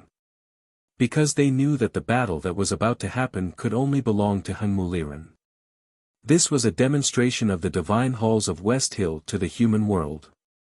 It was a demonstration of the gift left by Haotian on the Peach Mountain and the indestructible eternal power of Taoism. Hunmu Liren walked to the front of the sedan and stopped. He took out a saber from his back. The saber was very thin and looked like the Xiu sword of the Great River Kingdom. He took out the saber in an ordinary way, as if he was going to find a piece of wood and cut it into halves. However, it was this simple movement that caused the tens of thousands of zhang of space between the night sky and the ground to change. The blade rubbed against the scabbard, giving off a light sound. The night clouds high up in the sky scattered like startled birds, revealing the crescent moon and several hundred faint stars. When he held the slender blade and pointed the blade at Lu Yiqing on the carriage, a fierce wind stirred in front of the imperial city and waves rose in the moat. The clouds dispersed and the night appeared. The wind blew and the water was chaotic. These were all natural phenomena. When these natural phenomena were related to human actions, it meant that the qi of heaven and earth was changing rapidly. The thin knife was unsheathed and the heaven and earth had such a strong reaction. How unfathomable was the state and psyche power of the young lad in indigo who was holding the knife. The people who were watching the scene were shocked by the change of the qi of heaven and earth. Even the divine priests from the divine halls of West Hill and Zhao Sisho were breathing heavily. They knew that Hunmu Liren was a highly valued genius of the divine halls, but none of them had seen him fight. It was not until now that they realized how powerful Hunmu was. The moonlight, the stars, and the light from the torches on the city wall fell on Hunmu Liren. His indigo robe was like the blue sky and the blade in his hand was like a burning match. Hunmu Liren's body seemed to be burning in the blue sky. The endless Hunmu Liren's divine light burst out from the blade. The crowd was even more astonished. The Haotian's Liren's action. Tian, Ho, Yen was not Shen not the Yisan. The Haotian's divine light was so pure and horrifying that even the great divine priest of judgment was not as powerful as him. It had nothing to do with talent, diligence, or power of understanding. It had everything to do with Haotian himself. He was the young lad favored by Haotian. He was Haotian's gift to the human world. Lu Yiqing could not see Hunmu Liren who was burning. But he could feel the scorching heat and the endless power contained in the Haotian's divine light. The white cloth on his face seemed like it was about to burn, but his expression was still calm. Tonight, the city of Lincoln was filled with sparks and sounds of hoofbeats. The divine halls of West Hill was invading. The royal family of South Jin cooperated closely with the military. The sword Garrett was gone and he was the only one left. This was the battle that the divine halls of West Hill wanted to see. Because Lu Yiqing was a truly powerful cultivator. And Hunmu Liren could only shock the world by defeating such a powerful cultivator. The crowd was nervous and curious. Hunmu Liren had demonstrated an unimaginable state. If his opponent was another powerful cultivator, he would definitely win. But his opponent was Lu Yiqing. The situation was different. It was not because Lu Yiqing was the current guardian of the sword Garrett. It seemed that he might be the last guardian. Nor was it because Lu Yiqing was the younger brother of the sage of sword Lu Bai. It was because, as the person in the darkness said, Lu Yiqing's name would be recorded in the history of the cultivation world. Knowing that one's name would be left behind after one's death was an incredible thing. It would allow the person who left behind his name to obtain true tranquility at the soul level. This kind of situation was undoubtedly the best opportunity for a cultivator to achieve a breakthrough. A few years ago, Lu Yiqing was already a great sword master in the knowing destiny state. What about now? Lu Yiqing's right hand was hanging by his side. His fingers were long and slender, perfect for holding a sword. His sword was right beside his hand. He could hold the hilt with just a thought. The crowd looked back and forth between Lu Yiqing's hand and the hilt nervously. Hunmu Liren did not pay attention to the crowd. His dark and slightly rough face showed no emotion. He looked at Lu Yiqing indifferently through the divine flame. In his opinion, Lu Yiqing was barely qualified to be his opponent. But if he had the choice, he would definitely not choose Lu Yiqing. After all, Lu Yiqing was not Lu Bai. The opponent that Hunmu wanted to challenge should still be in Chang'an. He was the opponent that the divine halls had arranged for him. More precisely, he was the opponent that the Abbey Dean had arranged for him. Therefore, even though he felt bored, he still came. Raise your sword and go to hell. With that, Hunmu Liren chopped at Lu Yiqing's head. His expression was very calm, as if he was doing something very ordinary. However, he himself did not notice that when he said those words, his voice was slightly trembling, because he was a little nervous and a little excited. His target was the person in Chang'an who also used a chopper. But how could he not be excited when he killed Lu Yiqing, a powerful swordsman a few months ago? Lu Yiqing sensed his emotion. He raised his head and looked at Hunmu Liren. He did not look at Hunmu Liren through the white cloth. Even though Hunmu was surrounded by the divine flame and looked extremely solemn and sacred, like a real god walking out from the murals in the divine halls. Lu Yiqing looked at the pale little emperor on top of the city wall. Hunmu Liren was also pale. Not because of fear, but because of anger. He did not understand why Lu Yiqing did not look at him even though he was blind. I am going to kill you. Why don't you look at me? I am excited and nervous because I am going to kill you. Why don't you look at me? I am the most powerful cultivator of the new generation in Taoism. Why don't you look at me? I am the divinity left by Haotian in the human world. How dare you not look at me? How dare you look down on me?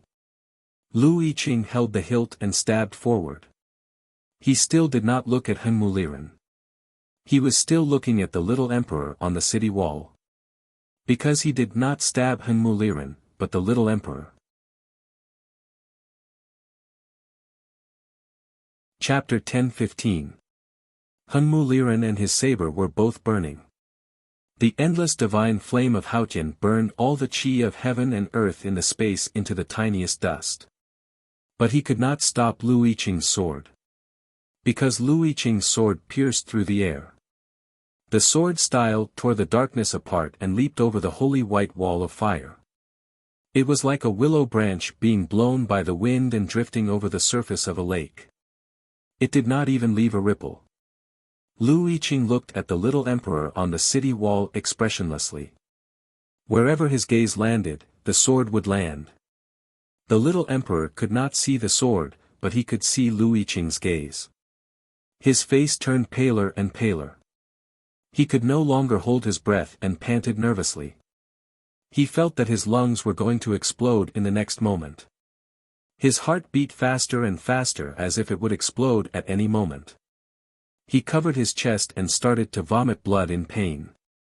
Hunmu Liren's saber made a sizzling sound in the air. It was the sound of burning air. In front of the light, Lu Yiqing's right hand which was holding the hilt of the sword was cut off at the wrist. Blood gushed out from Lu Yiqing's wrist. The sword and hand fell back onto the sedan. It must be extremely painful. But he did not show any emotion on his face. He was as calm as a silent willow. He could not see anything. His eyes were covered with a white cloth. But he still looked at the city wall quietly. His hand holding the sword was cut off and the sword fell to the ground. But the sword style had already pierced through the air and arrived on the city wall. The city wall was made of bluestone. It looked dark in the darkness. Under the light of the fire, especially the divine flame of Haotian, it was not mottled at all. It looked like a black gem. Suddenly, countless fine cracks appeared on the surface of the black gem. Countless fine stone powder fell from the bluestone bricks on the city wall. The cracks spread in the blink of an eye. The imperial city was about to collapse. The people on the city wall did not know what was happening under their feet. The little emperor of the South Jin Kingdom was breathing faster and faster. His heart was beating faster and his face was getting paler. Finally, someone heard the cracking sound of the city wall and saw the horrifying cracks. They screamed in panic. The generals and the powerful cultivators helped the little emperor to escape from the city wall. But it was too late. The city wall was cracked, and so was the little emperor's heart. Countless fine cracks destroyed the weathered city wall and the little emperor's life. There was a panic on the city wall. People surrounded the little emperor who was vomiting blood and falling to the ground. They were terrified to the extreme. Lu Yiqing sat in the carriage, quietly looking at the city wall, looking at the generals and experts he was once familiar with. The corners of his mouth slowly curled up, revealing a gratified smile. The thundering hoofbeats in the night and the arrival of Hunmu Liren and other powerful figures from the divine halls of West Hill had proved many things. Lu Yiqing was not surprised, but he was still a bit disappointed when it was proven. The Son of Heaven guarded the gates of the country. Tonight, the little emperor opened the gates of the South Jin Kingdom and welcomed in the cavalry of the West Hill Divine Palace. You are the emperor chosen by the sword Garrett for the South Jin Kingdom. Even if you are not required to guard the gates with your life, how can you open the gates yourself? From that moment on, the South Jin Kingdom changed color. The city walls of Lincoln were no longer of any use. So the walls of the imperial city and the Tong and Men Gate all collapsed. Even though you are only 13 years old, even though you are the last direct descendant of the royal family of the South Jin Kingdom, even though you have called me your teacher for many years, and even though you are kind, you are still dead. Lu Yiqing thought so, and so he did. Therefore, he did not stab Hunmu Liren first, but the little emperor on the city wall. He wanted the last descendant of the royal family of the South Jin Kingdom to die with the city wall. For this, his right hand which was holding the sword was cut off. Hunmu Liren came to him. The holy Haotian divine flame shone on his face, making the white cloth on his face look like a piece of paper used to mourn the dead. He did not care at all. For the disciples of the sword Garrett, death and pain were the least of their concerns. What they needed to think about was how to inflict pain on their enemies. Hunmu Liren's blade was thin and sharp. The Haotian divine flame burning on the blade was even more terrifying. Lu Yiqing destroyed the city with his sword, so he could not resist anymore. With a boom, the southern city wall of the imperial city finally collapsed. Countless bricks and stones fell to the ground, shaking the earth. Dust rose up into the night sky. The collapsed city wall and the broken bricks were engraved with the history of the South Jin Kingdom. The dust was the dust of history and it was filled with a sentimental smell. The dust darkened the entire world. Only the Haotian divine flame remained stable and showed no sign of dying out. On the contrary, the light was refracted by the particles in the dust and turned into a bright silver color.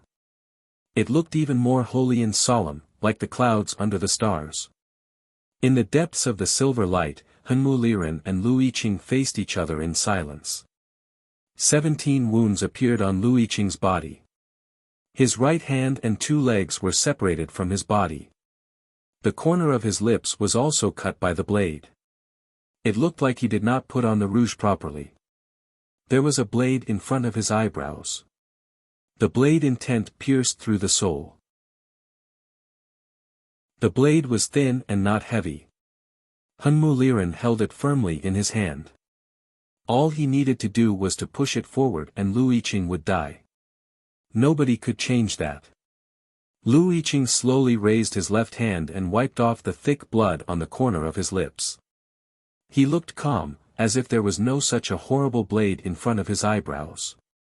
On the contrary, Hunmu Liren looked pale and perplexed. His clear and determined eyes were filled with anger, confusion and humiliation. Why? He looked at Lu Yiqing and asked. Lu Yiqing looked at him through the white cloth and said nothing. Hunmu Liren knew that Lu Yiqing was blind. But somehow, he felt that Lu Yiqing's eyes were filled with mockery and sympathy. Why? He shouted harshly. Ever since the spring breeze and rain, Hunmu Liren had never doubted his power. He did not think that anyone in the human world could defeat him. But when he saw Lu Yiqing destroy a city with one sword, he had to admit that if Lu Yiqing used the same move on him, he would have a hard time dealing with it. But why? Why did Lu Yiqing not stab at him first? Was he not as important as the young emperor of South Jin in his eyes? Or was he so arrogant that he thought he could kill him with the second move? Lu Yiqing did not seem to feel the blade in front of his eyebrows. He said, "Because you don't deserve it." Hunmu Liren thought that was the funniest and most ridiculous sentence he had ever heard. Lu Yiqing said, "This is my first move. So even if you are an important figure in the divine halls of West Hill and the divine son of Taoism, you still don't deserve it." Hunmu Liren asked, "Why?" Lu Yiqing said, "The entire cultivation world is saying that you are a gift from Haotian to the human world." Hunmu Liren said, "Am I not worthy of your first move?"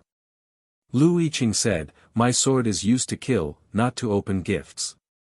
Of course you don't deserve it." Chapter 10:16.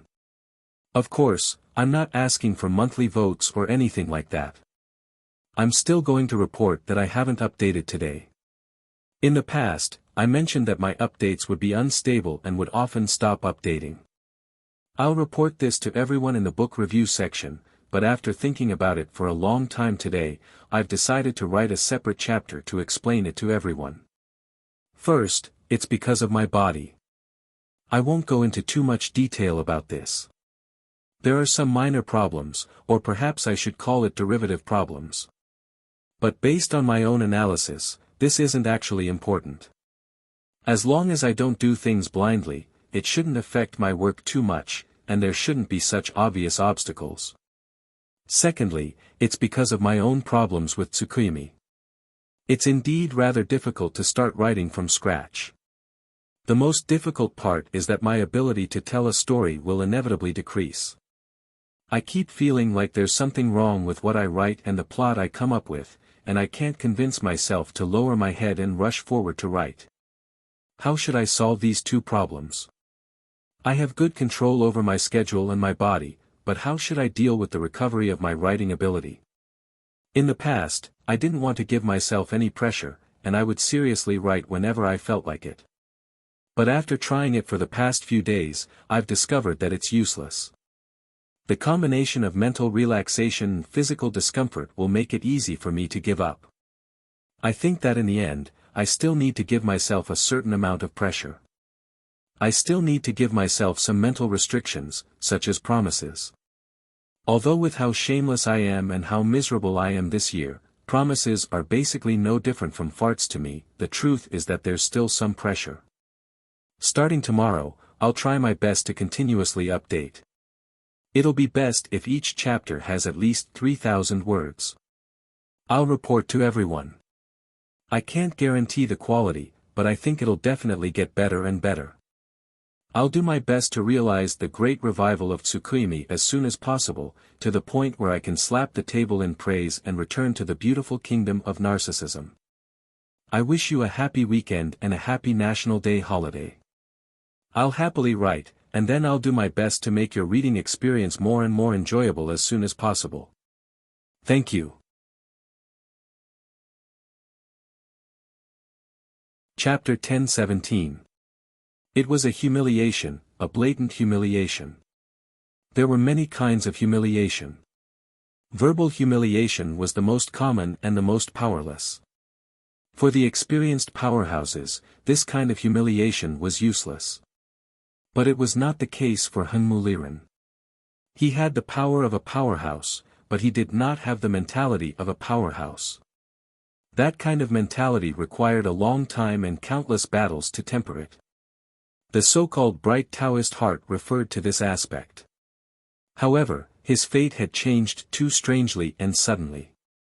Because of a spring rain, he had become the most powerful young man in the West Hill Divine Palace from a handyman in the Revelation Institute. There was a very obvious gap in his cultivation. So when he heard what Lu Yiqing said, he became very angry. He was so angry that his hand holding the hilt began to tremble. The white cloth covering Lu Yiqing's eyes trembled in the night wind. He seemed to sense Hunmu trembling hand. He curled up the corner of his mouth and seemed to be sympathetic. Hunmu said coldly, "Are you sympathizing with me?" Lu Yiqing shook his head and said, "I'm sympathizing with you." Hunmu said, "What right do you have to sympathize with me?" Lu Yiqing said, "Of course I sympathize with you when you cannot get what you want." Hunmu said, "Do you know what I want?"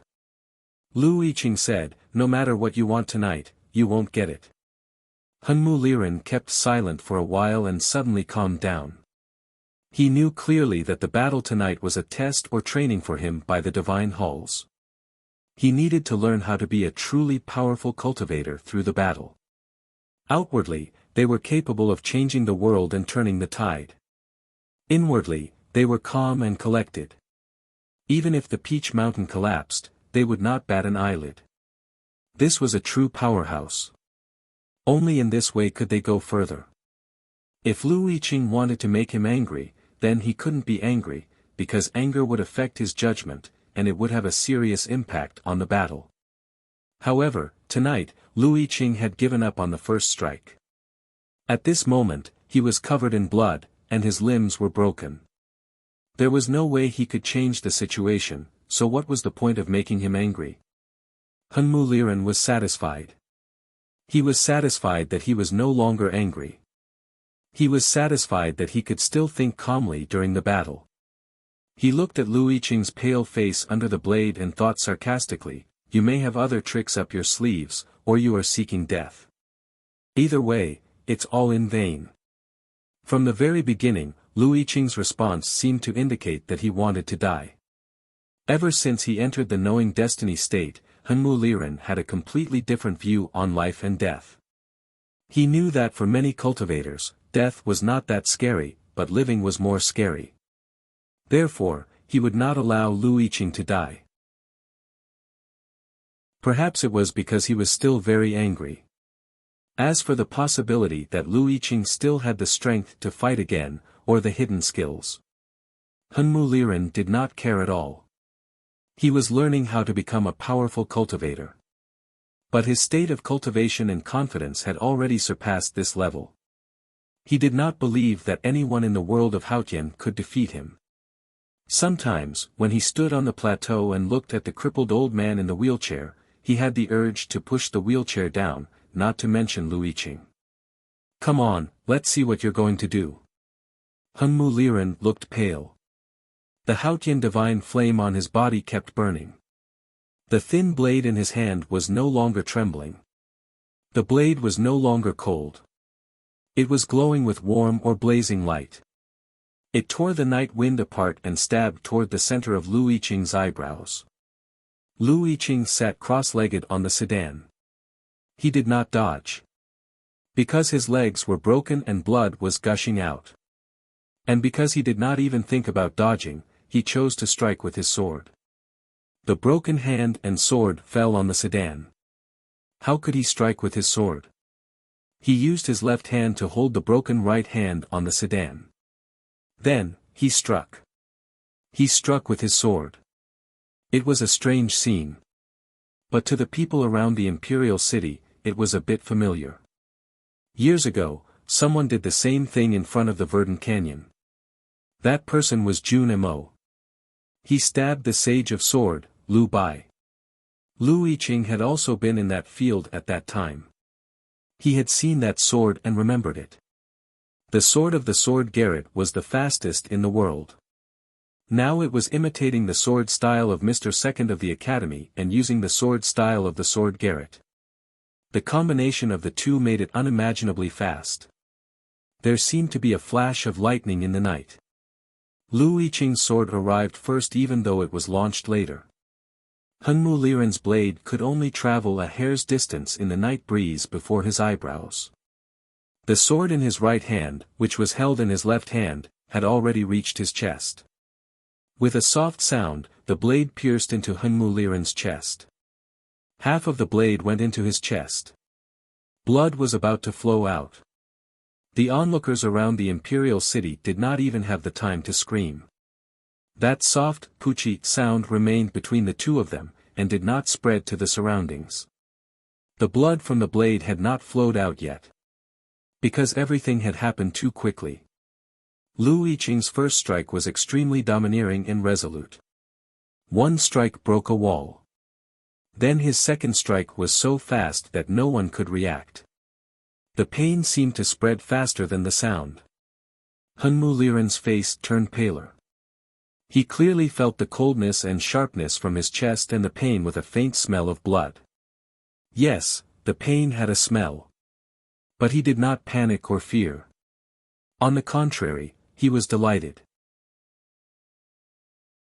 Because Lu Yiqing's second strike seemed to be more powerful than the first one.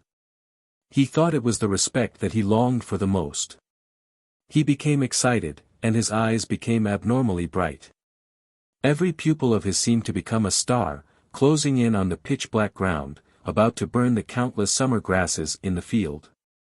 Lu Yiqing's sword could no longer move forward. Because the sword had touched Hunmu Liren's blood. The blood was burning. It was the divine flame of Haotian. With a sizzling sound, the green smoke rose. The sword pierced into the divine body. It was stained with the divine blood and burned into invisible smoke. Hunmu Liren's thin blade pierced through the golden flower formed by the divine flame. At the same time, the 12 thin blades behind him opened up and bloomed like golden flowers. The burning divine flame was a beautiful flower. He stood in the flower and his blade moved closer to Lu Yiqing. An unimaginable and indescribable strong will appeared in front of the sedan. Was it the will of Haotian? As Lu Yiqing thought about it, his lips curled into a smile. Under the illumination of Haotian's divine flame, the smile looked a bit complicated. It was hard to tell if it was self-mockery or mockery. His left hand was holding his right hand. His right hand was holding the burnt sword. The sword was burned into ashes by the divine flame like a candle. His broken right hand was also burned by the divine flame. His white finger bones were exposed. Then the finger bones turned black and sharpened. Lu Yiqing waved his hand. The burnt finger bones flew out like a sword and floated to Hunmu's eyes. The word float was usually used to describe light objects. It was rarely used to describe a sword, even the lightest flying sword. But Lu Yiqing's last strike was indeed a floating sword. While he was waving his sword, the weeping willows by the moat around the imperial city floated in the night wind. The willow branches touched the moat and created some ripples. The white cloth on Lu Yiqing's face floated up.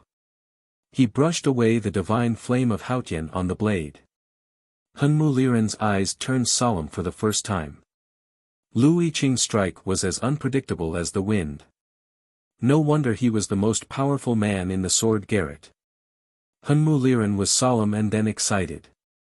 Lu Yiqing was badly wounded and could not defeat him tonight. But this strike was a real test for him.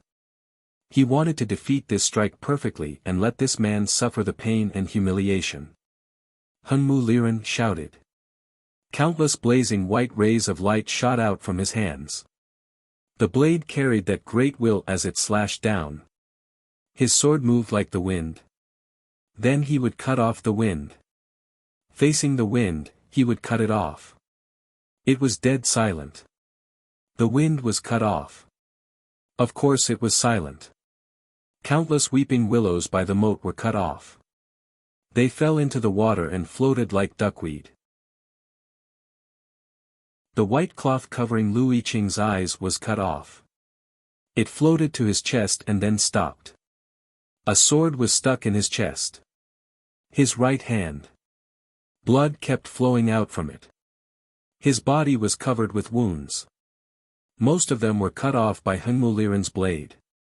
But the fatal one was his own sword. Why?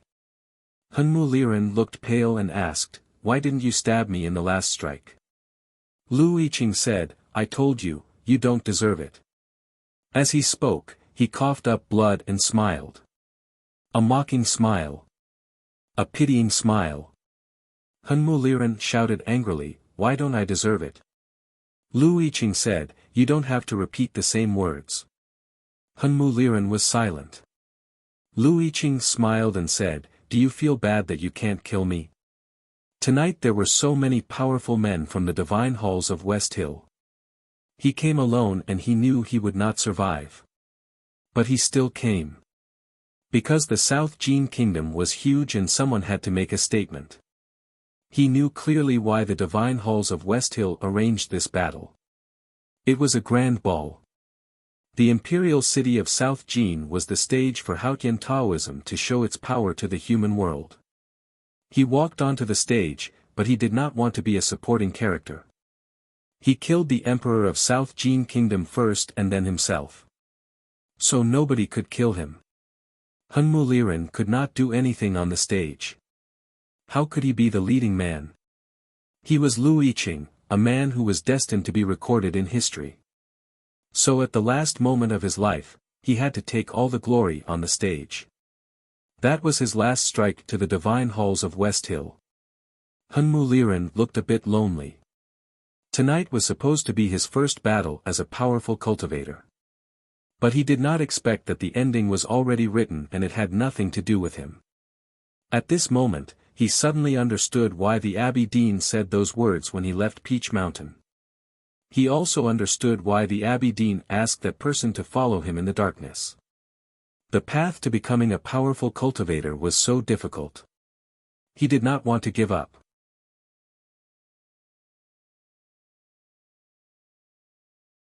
Chapter 10:18.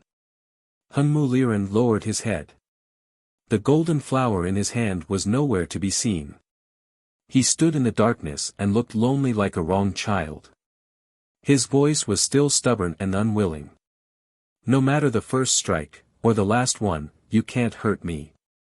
You are no match for me. That's why you don't dare to attack me. Don't try to disturb my Taoist heart with your words." Lu Yiqing kept coughing up blood. His face was as white as snow, and there was a hint of pity that even the night could not conceal. "I'm going to die. I didn't use my sword before, and I won't use it again in the future.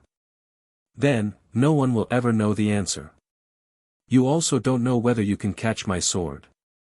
In the future, you may be able to dominate the world, but tonight's regret will always be with you." The walls of the imperial city had collapsed. Bricks and gravel were everywhere. The water in the moat became still. The willow branches that had been cut off gradually sank to the bottom of the water. In the deathly stillness, flowers suddenly bloomed. The flowers seemed to be one with the darkness. It was not pink or golden, but pure black. The petals were too dense to count. One could vaguely tell that it was a peach blossom. The spade appeared in the darkness.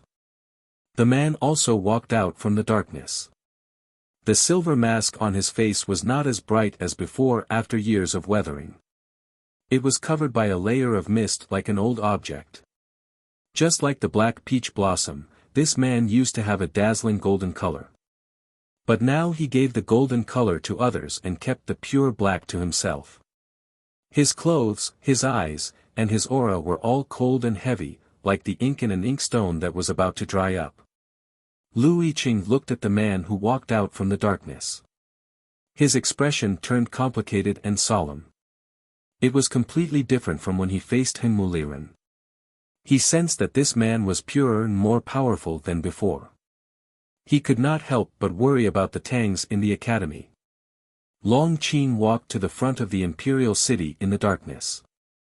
Hengmu Liren did not respond. He was still staring at Lu Yiqing on the sedan. Long Qin looked at his lonely back and the green robe that had just been stained with blood. He was silent for a while and then looked at the moon in the night sky with regret on his face. Tonight, the divine halls of West Hill sent an important figure like Hengmu Liren to Lincoln. They also sent 5 cultivators in the knowing destiny state, including Zhao Sisho, and 2,000 cavalries to attack from thousands of miles away. They set up a powerful tactical array around the imperial city, and he had been standing in the darkness.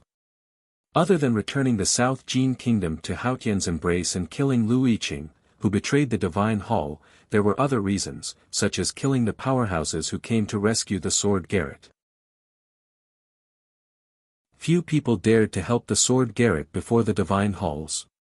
Precisely speaking, it could only be those from the academy. And Long Qin believed that the one most likely to appear in Lincoln was Ning Quebec. The academy still had to follow the rules and reason. The divine halls of West Hill had arranged so many rules for the academy, but the academy could not understand them. Therefore, they could only watch the divine halls destroy the new stream and the divine halls invade the South Jin kingdom from the north. Ning Ke was the only one who did not follow the rules and reason. Therefore, Long Qin believed that he would most likely appear in Lincoln tonight. He was satisfied and looked forward to it. However, just like how Hengmu Liren was disappointed that Lu Yiqing did not stab him in the last attack, he was also disappointed because Ning Ke did not show up. The academy will not send anyone here. It's such a waste for the divine halls to send so many people. Lu Yiqing's mouth was bleeding, but his voice was still clear. Long Qin looked at him and said calmly, "I don't think it's a waste. Because I will never underestimate any opponent, especially you, who is underestimated by many." Lu Yiqing was Lu Bai's younger brother.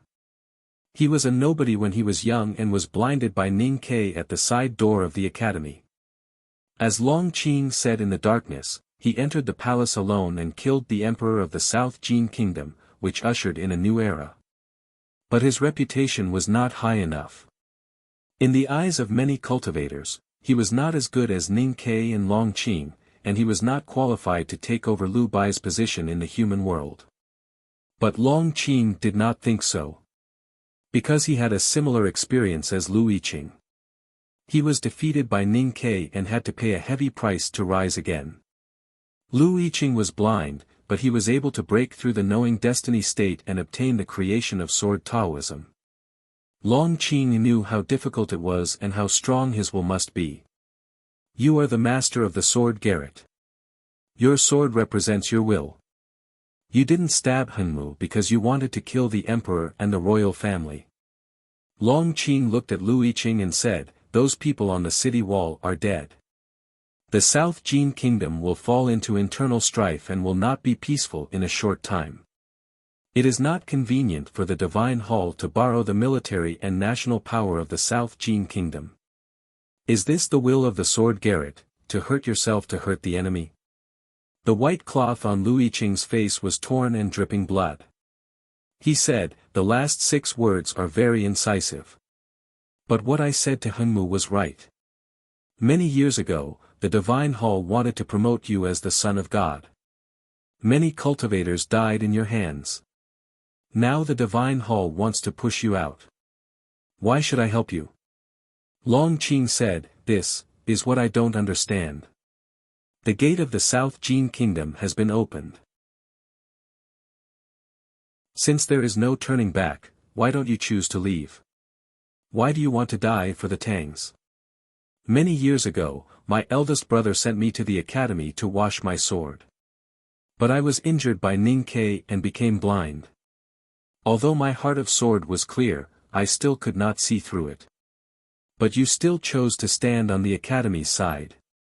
It was not my choice. It was my eldest brother's choice. Lu Yiqing shook his head with difficulty and said, I don't understand why my eldest brother wants to help the Academy. But since you want to do it, I will do it. Long Qing said, the Tangs are untrustworthy. What is the meaning of your persistence? The meaning lies in me. Lu Yiqing looked a little tired. He said indifferently, I don't like the Tangs. I don't like the Academy. I don't like the Divine Hall. I don't like you guys. I don't understand why my eldest brother wants to help the Academy. I don't understand why everyone in the South Jin Kingdom wants to help the Divine Hall. My eldest brother is dead. They treat the Sword Garret as a ghost city. I see no one in front of me, no one behind me, and no one beside me. I have become a lonely soul, a wild ghost, but even a lonely soul can do something. If the Tang army invades, the disciples of the Sword Garret should fight back. If the West Hill comes, we should also fight back. Even if we can't win, we have to fight first. It's stupid to court your own death. I heard that when the Abbey Dean entered Chang'an, millions of Tangs died. Now that the Divine Hall has entered Lingang, millions of people in the South Jin Kingdom have no choice but to watch. I think someone has to show their attitude. It's better to have one person die. Lu Yiqing felt his lungs burning. His ruptured heart was like a collapsed dam. He paused in pain and said with difficulty, since I'm going to die, of course I can't let you have it too easy. I misjudged my physical condition. After reading that chapter the day before yesterday, I began to think about the story seriously. Then my blood pressure started to become unstable. The fluctuation. I really want to curse.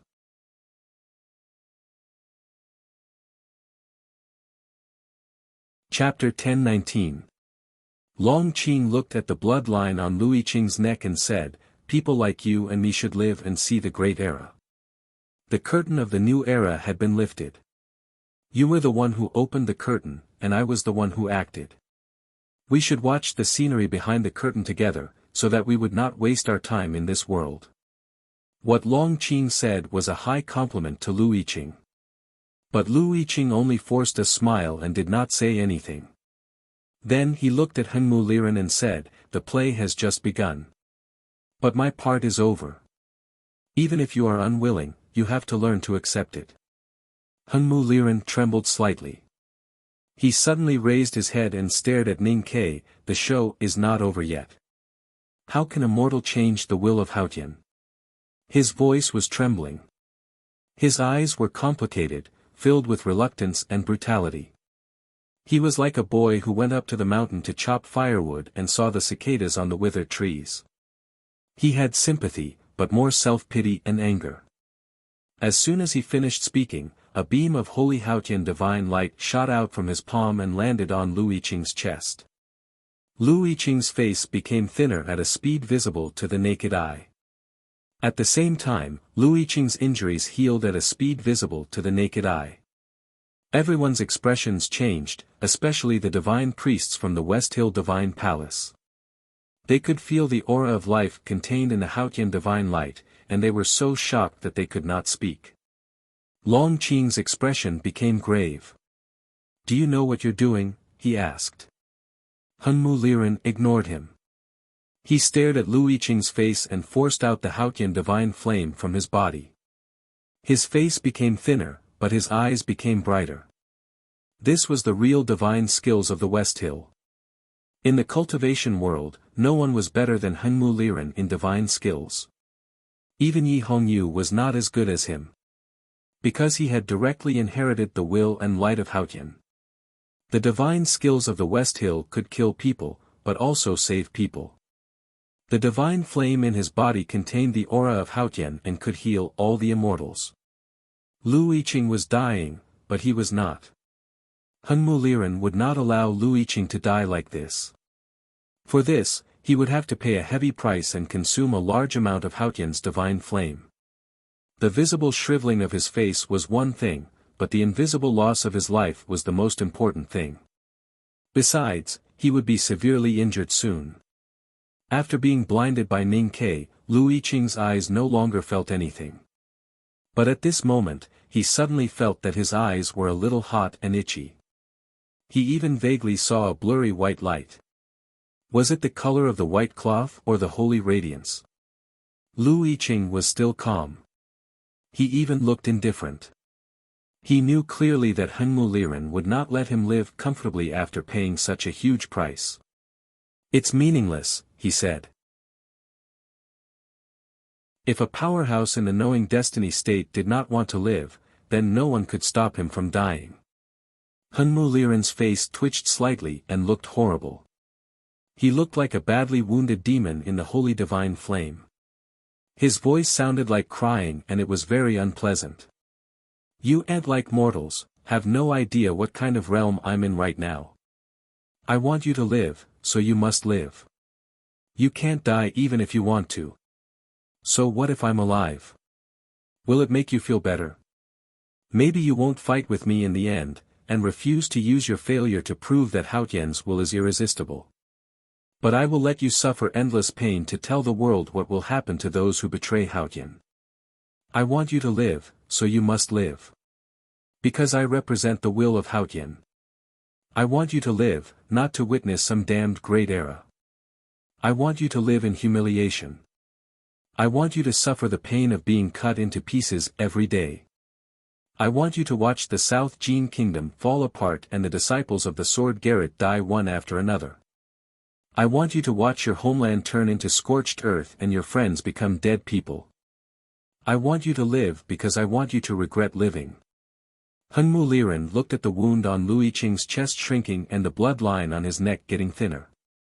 He laughed and said, "Will you regret what you've done tonight? If you have another chance, will you still disrespect me like this?"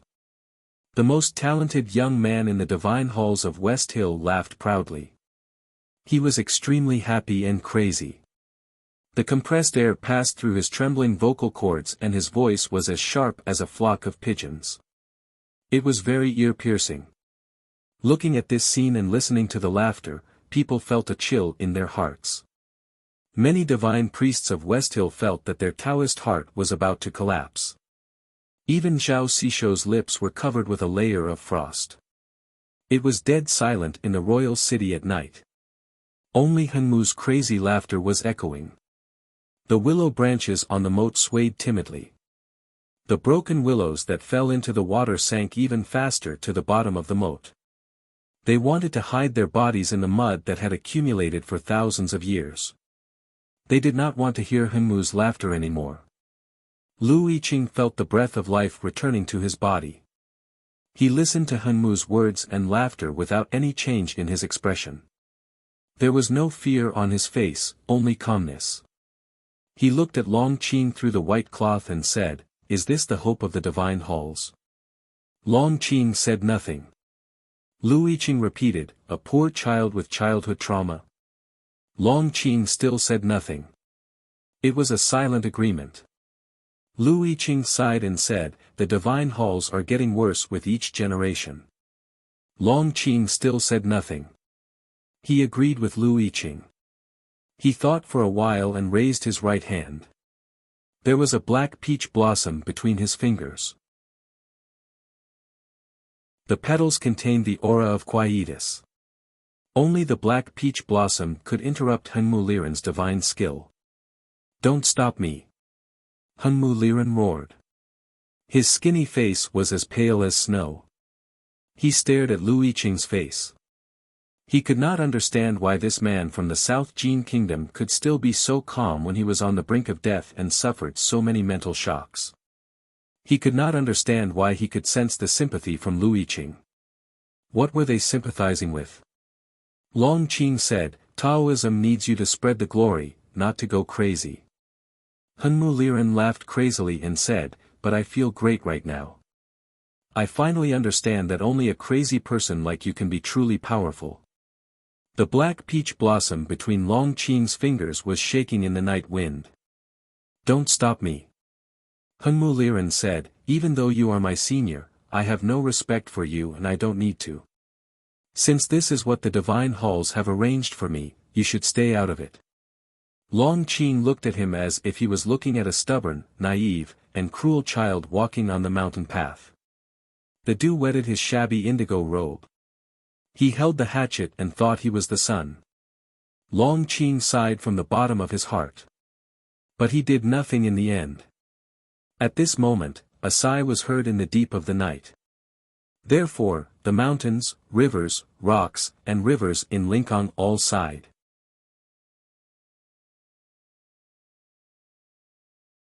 Chapter 10:20. This sigh was clear and shallow, like the water on the flower. The reflection of the flower on the water came from the depths of the night, washing the quiet night even more clean. The bright moon hanging in the night sky became even cleaner, like the ruins of the imperial city filled with dust. Because of this, the weeping willow gently brushed the surface of the river, as if nothing had happened tonight. After hearing the sigh, people reacted differently. Some were shocked, some were afraid, some were silent, and some were pale. They quietly retreated to the back of the crowd, because they knew that the person in the darkness must be from the Tang Empire, from the Academy of Chang'an, but they didn't know who he was. Long Qing knew who it was. Looking at the source of the sigh in the night, he knew that the person was not there. His expression became extremely solemn. Many years ago, at the foot of the snow-capped peak in the wilderness, the person appeared with a sigh and ended a war between the Taoism and the Devil's Doctrine. Years later, in the White Tower Temple, the person appeared again with a sigh and trapped the preaching priest of the Xiankong Temple and let Ning Ke and Sang Sang go. Tonight, the person sighed and appeared again. What would he do? The dying Lu Yiqing smiled after hearing the sigh. It was not because he finally found someone or proved something, but because he was sure that his wish would come true. Hunmu Liren also guessed who it was. Only that person in the cultivation world could break through the defense line of 2,000 papal cavalrymen of the divine halls of West Hill silently and come so close to him. He took a deep breath and the 13 thin knives became brighter. The golden flowers in front and behind him became more magnificent. He was ready to attack the source of the sigh. He did not reveal any fear on his face. His thin face revealed a strong desire to fight due to the rapid consumption of his divine flame. However, the excitement in his eyes had completely vanished. His expression, which had appeared particularly cruel due to his naivety, instantly became calm. No matter how proud and confident he was, he had to focus all of his energy when facing this legendary figure. Only then would he have any hope of defeating his opponent. Long Qing looked into the darkness and said, "Let go." This sentence was not meant for the man, but for Hunmu. Lu Yiqing was seriously injured and was about to die. Hunmu didn't want him to die. He wanted Lu Yiqing to live and endure endless torture. At this moment, the sigh that moved the mountains and rivers came from the darkness. The meaning was clear. That man wouldn't allow such a cruel thing to happen. Hunmu was expressionless. His palm was still on Lu Yiqing's body. He looked into the darkness and said, "The Academy really sent someone here. Isn't this what the Divine Hall wants to see? Why should I let go?" Long Qing said, "I'm waiting for Ning Ke, not him." Hunmu said, "What's the difference? They are all traitors of the Academy, and this person is much more important than Ning Quebec." Long Qing said, "A more important person must be more powerful. No matter who comes from the Academy tonight, I will try to stop him. But since it is him, it is meaningless." In the depth of Hengmu's eyes, there were broken pieces of stars burning like a raging fire. His voice also turned into a bonfire that was blown by the wind, howling powerfully. He looked into the darkness and said, "I want to try to keep him here." A look of pity appeared in Long Qing's eyes. He pitied Hengmu's bravery and ignorance. At this moment, the man sighed again in the darkness. He seemed a little helpless. The so-called helplessness was like the feeling of an adult watching a child playing around. Of course, there was also some pity in it. Hunmu clearly felt this emotion. His face turned extremely gloomy, but his mind became calmer. Since he wanted to keep his opponent here, he had to be extremely calm. The man finally spoke, "Do you have any unfulfilled wishes?" This kind of question would usually be asked after a duel between two powerful cultivators. The winner would look at the loser and ask this question with sympathy, which would make the audience feel that the two heroes appreciated each other. However, if this kind of question was asked before the duel, it would be full of disdain and mockery. Hunmu did not misunderstand that the man was mocking him. Although the slow and calm tone did sound sarcastic, Hunmu knew that it was not, because the man was not that kind of person. This question was asked to Lu Yiqing. Lu Yiqing raised his head and looked at the city of Linкang in the darkness through the white cloth. Although he could not see it now, he had seen it many times before and remembered many details of the city. As a cultivator, he had entered the knowing destiny state several years ago. As a sword master, he had gone to his death with only one sword tonight and destroyed the imperial city with one sword. He had already understood the true meaning of swordsmanship. As a man, he had killed 2 emperors of the South Jin kingdom in his life and was destined to be written in history. He had no regrets. As a person, he had fulfilled all his wishes. However, as the master of the sword garret and a citizen of the South Jin kingdom, there were still many people and things that he could not let go of. He did not say too much because he believed that if the Tang Empire and the Academy could win this war, they would naturally handle it well. If not, there would probably be no South Jin kingdom and the sword garret in this world. If that was the case, why should he say more? Therefore, he did not say anything. He pressed his thin lips together and waited for the final relief with joy. A sigh was heard again in the darkness. This sigh was full of emotion and respect, as if it was a farewell. A gentle breeze rose from the moat and went up to the night sky. It blew away the clouds that were trying to entangle the moon and the gravel on the ground. It came to the imperial city and the sedan. Hunmu Liren suddenly became serious. He shouted and more than 10 thin swords were unsheathed at the same time. The swords shone brightly in the night wind. He held the swords horizontally with both hands and slashed at the breeze. It was a slash against the wind. Even if you are the real breeze, you will still be cut in half by my slash. Even if you are a legend in the cultivation world, how can you pass through the confinement formed by the blade intent and divine light? The bright blade illuminated the night. Hunmu Liren's eyes were shining. His blade intent and divine light gushed out. He felt his entire body was illuminated as if he was about to fly away with the wind.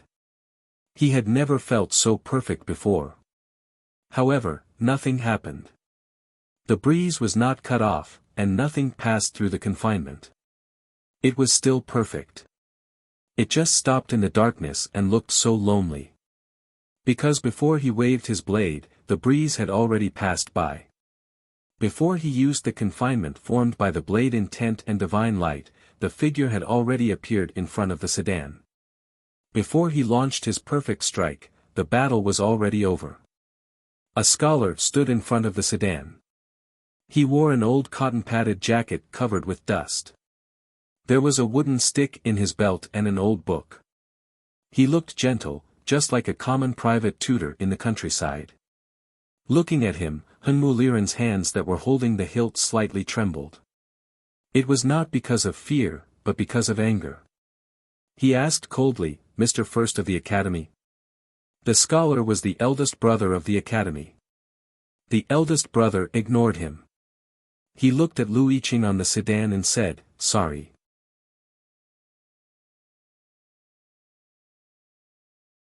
Chapter 1021. Lu Yiqing was still alive. But he was badly injured. Hunmu Liren used Haotian's divine flame to keep him alive, which was more painful than death. The eldest brother showed up in Linкang, in front of the ruins of the imperial city, and stood between Hunmu Liren and Lu Yiqing. Haotian's divine flame was cut off, and Lu Yiqing was about to be freed. Because of the liberation, or because of what happened before the liberation, the eldest brother apologized to Lu Yiqing sincerely. Hengmu Liren did not want Lu Yiqing to be freed, which made him very angry. The eldest brother ignored him, which made him feel that he was not respected enough, which made him even angrier. He said coldly, "Mr. First, you're too late. Or, you didn't dare to show up before this.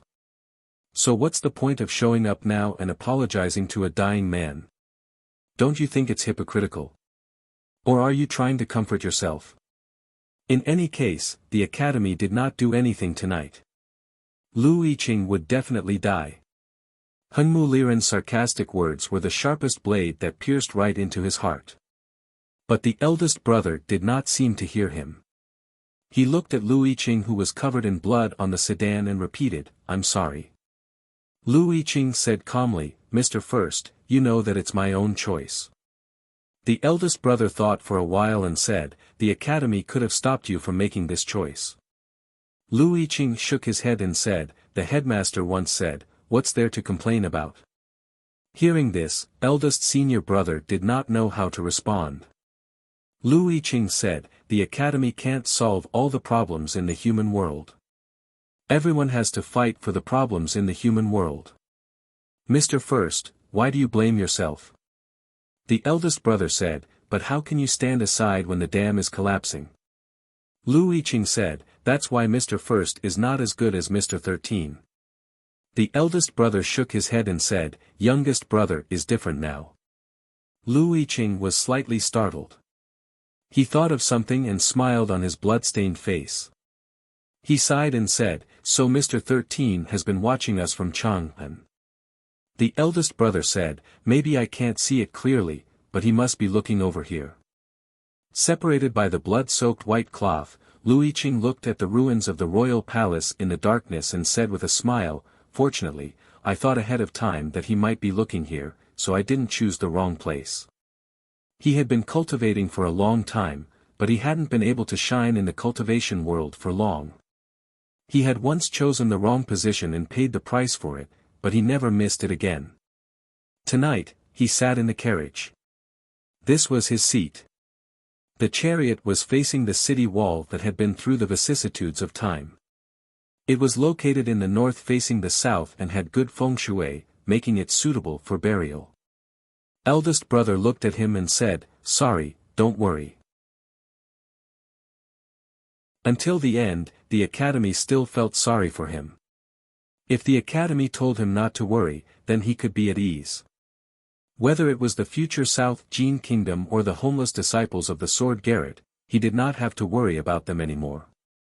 Under the blood-stained white cloth, Lu Yiqing's eyes slowly closed, and he fell into darkness. Over the years, he had already gotten used to the darkness, so he was fearless.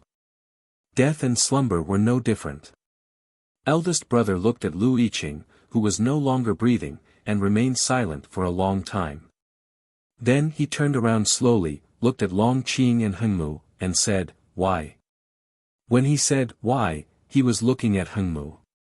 Looking at the young genius of Haotian Taoism who had inherited the gift from Haotian, he looked calm and peaceful. Although he could see through Hengmu's indigo Taoist robe and the endless Haotian divine flame in his body, Hengmu Liren was full of light.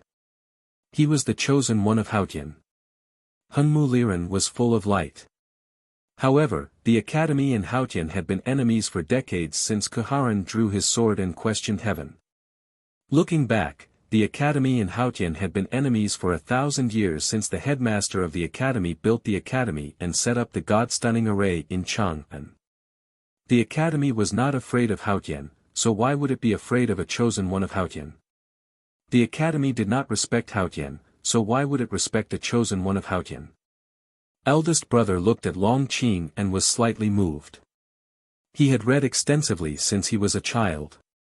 Even though he had never cultivated in Taoism, he had read many Taoist classics.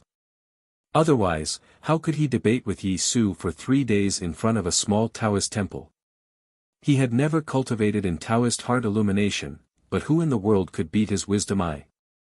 He could see through the infinite light under Hengmu's indigo robe, so he could see the infinite darkness under Long Qing's robe. Eldest brother had never seen such a thick and dirty darkness on the butchers of the devil's doctrine or on the villains. Through the ordinary priest's robe, he could vaguely see that in the dark fog around Long Qing's body, there were countless resentful souls crying and seething with resentment. Eldest brother looked at Long Qing and sighed, why? Long Qing was a bit uneasy. He felt that he had become naked in front of Mr. First. He had no more secrets. Whatever he had done and what he wanted to do, Mr. First knew clearly. So he slowly took a step back. Behind him was the thick darkness of the night. Only by getting closer to the darkness would he feel safer, and even warmer. But it was not enough. Long Qing still felt a bit cold. It was uncomfortable to be seen through. He slowly operated his Taoist psyche and hid all his aura in the deepest part of his body. The aura in his body caused the night wind to swirl around in front of the imperial city. The gentle breeze seeped into his robe and even the light seemed to be swallowed by his body. Long Qing became more and more blurry in people's eyes. He was about to merge with the darkness. Hunmu Liren made the opposite choice. When Long Qing took a step back and hid himself in the darkness, Hunmu Liren took a step forward. He took a step toward the eldest brother with an indifferent and proud expression. Countless rays of Haotian's divine flame burst out from his body. Holy star-like rays of light overflowed from his facial features and pores. With an indescribable pressure, he appeared in front of the imperial city. Hunmu turned into a burning statue of an immortal that could burn and purify everything. The level he revealed at that moment was enough to shock the entire cultivation world. He knew clearly that it was not difficult for him to kill Lu Yiqing in his true state. But it was not easy to kill this scholar in a cotton-padded jacket. Because a legend was a legend after all. Hunmu still wanted to give it a try because he was very angry. He was angry that the other party looked at him calmly but was slightly moved when he looked at Long Qing. Anyway, everything that happened tonight made this proud successor of Haotian angry. He had to let Mr. First of the Academy feel his anger. And he knew clearly that even if he failed, Mr. First would not hurt him. In other words, Mr. First would not dare to hurt him. Otherwise, why would he apologize before Lu Yiqing died? There will be an update tomorrow.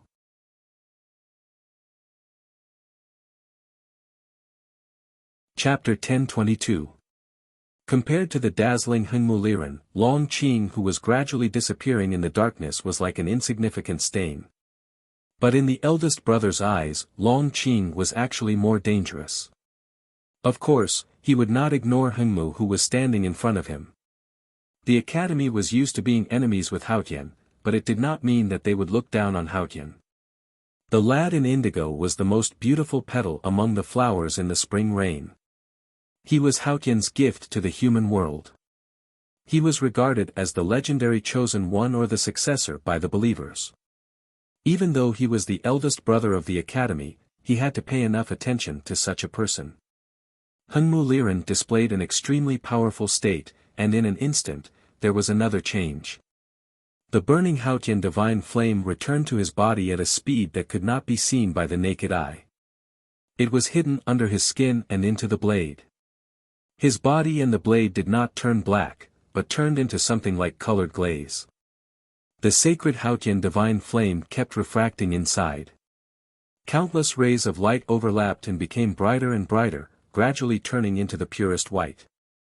When the rays of light suddenly burst out of the colored glaze, how horrifying would it be? The eldest brother's right hand was still half a foot away from the wooden cudgel in his belt. He clearly sensed the horrifying state that Hunmu Liren was about to display. But it was puzzling that he remained silent and did not make a move. Maybe it was because of his confidence as a legendary figure, or because of the smell of wine in the darkness, Hunmu Liren's body became more and more transparent. The broadsword in his hand and the 12 thin broadswords on his back had already turned into ice. The pure white and blazing light kept refracting inside his body and the broadswords. The light became more and more intense and almost reached its limit. Some of the light leaked out and instantly illuminated the ruins of the imperial city in the night. Meanwhile, the smell of wine in the darkness became thicker and thicker, just like the holy rays of light. No wind could blow it away, until it was so thick that it could not be dissolved. Those who looked at Hunmu covered their eyes in pain because of the divine flame. Those who smelled the smell of wine were intoxicated as if they had entered the divine kingdom.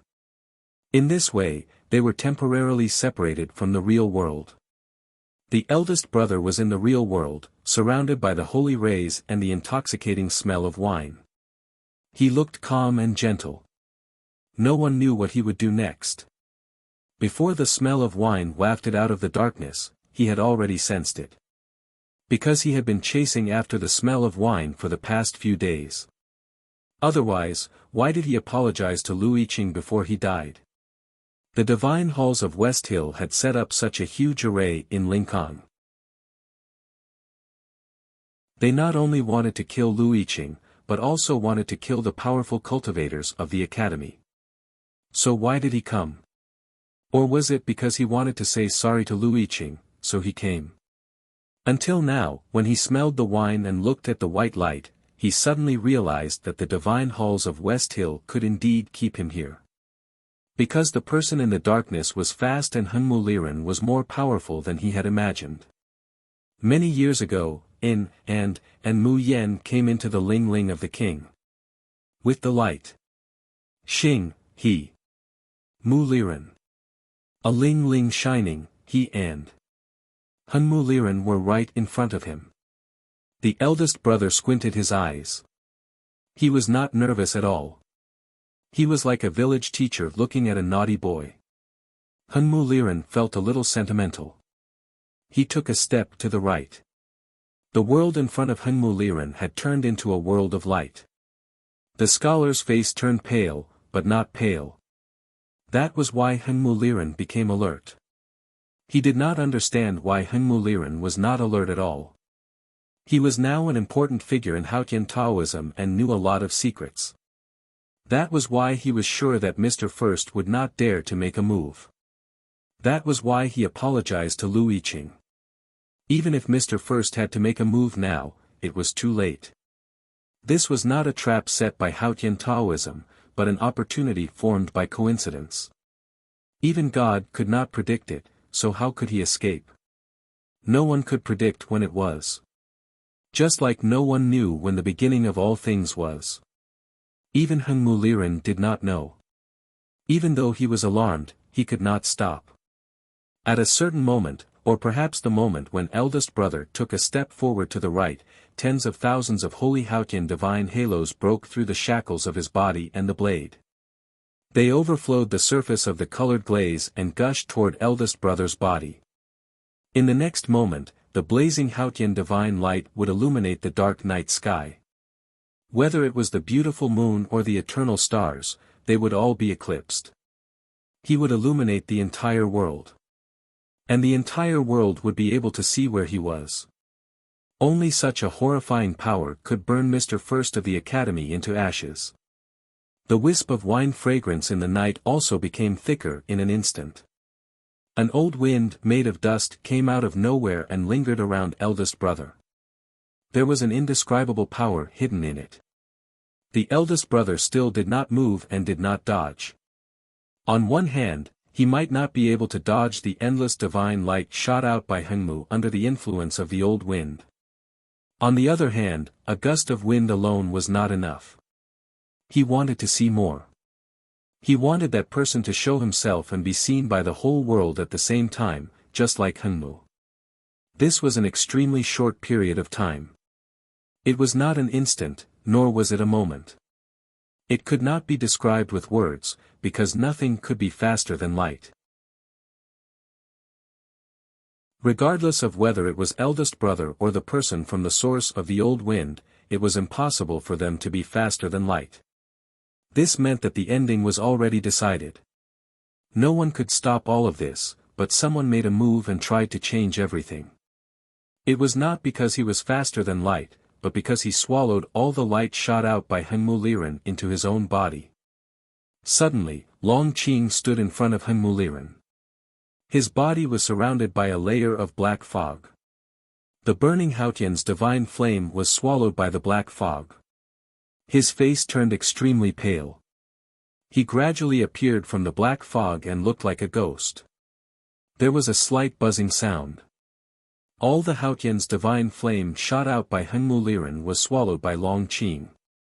Only a few strands of divine flame escaped and faded away. It could not even light up the willow trees by the moat, not to mention the entire human world. The imperial city ruins suddenly became quiet again. The moonlight and starlight shone on the ground again. The dusty old wind slowly stopped, and the fragrance of the wine disappeared to who knows where. Hengmu Liren looked at Long Qing in front of him and sensed the sense of annihilation and the horrifying aura from the black fog. He was so shocked and angry that he could not control himself. He had been preparing his attack of light for a long time. Together with the legendary figure in the night, he was about to burn Mr. First of the Academy into ashes. But it was ruined by Long Qing in an unimaginable way. He was shocked by Long Qing's horrifying state and angered by his behavior. What was he trying to do? Long Qing had swallowed so much Haotian's divine flame in such a short time. Strange light spots appeared on his pale face. It seemed that he was seriously injured. He lowered his head tiredly and panted for a long time. Then he looked up at the eldest brother and stared into his eyes. He asked in a hoarse voice, "Ning Ke, has he been watching us all this time?"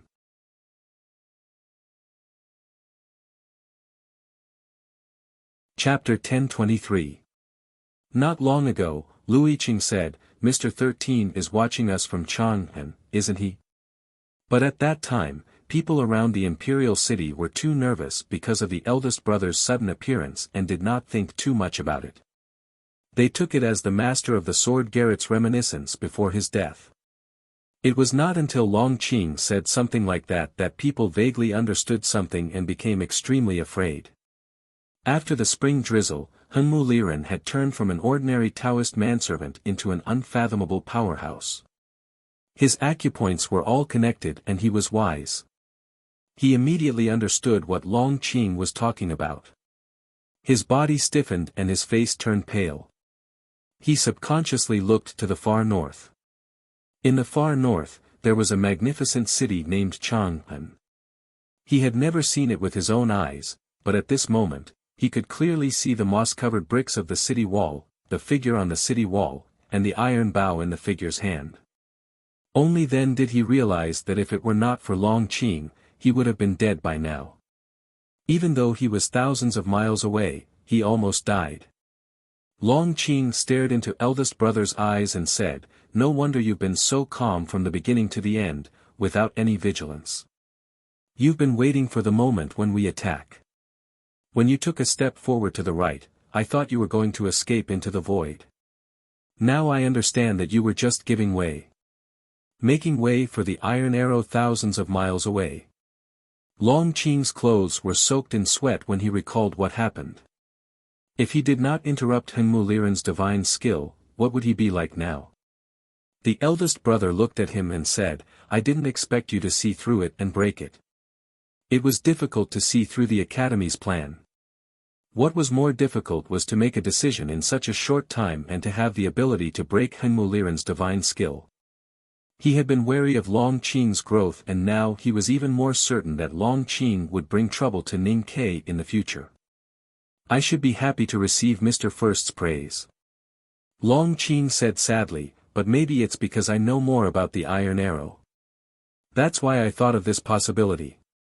It's not a big deal." The first time the iron arrow appeared in the world of cultivation was in the snow mountain of the northern wilderness several years ago. It was shot at him. His cultivation career, or rather, his life, had been fundamentally changed because of that arrow.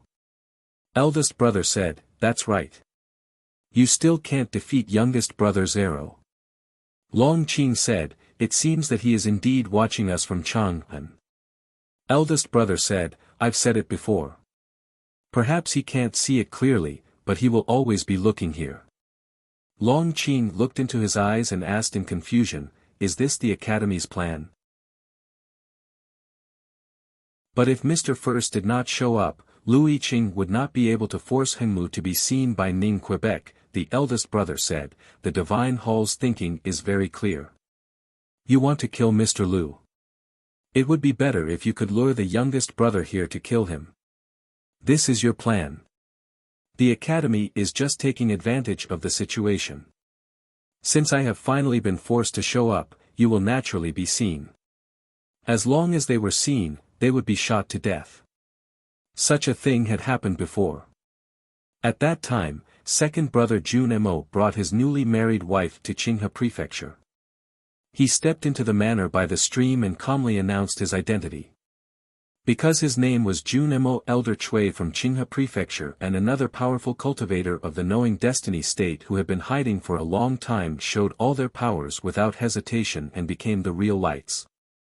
The Iron Bow was on the Peach Mountain, under the Divine Halls of West Hill. The person holding the Iron Bow saw the two lights in Qinghe Prefecture. The next moment, the lights went out and the person died. The Academy is indeed sinister. The fear in Hengmu Liren's eyes turned into anger. He stared at the eldest brother and shouted coldly, "For this plan, Mr. First, who claims to be benevolent and righteous, watched Lu Yiqing die without doing anything." The eldest brother paused for a moment and said, "You're wrong. It's not that I don't want to do anything. It's that I can't. If I could, you wouldn't have been seen by Chang'an." Hengmu understood what he meant and became even angrier. Long Qing understood what he meant and said, "You don't have to do anything. You are here, which means you are going to do something. Otherwise, we wouldn't dare to do anything to you."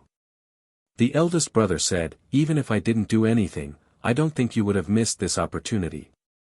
Long Qing said, "Even if Hengmu was shot to death and I was killed by Mr. First, do you still have the confidence to live?"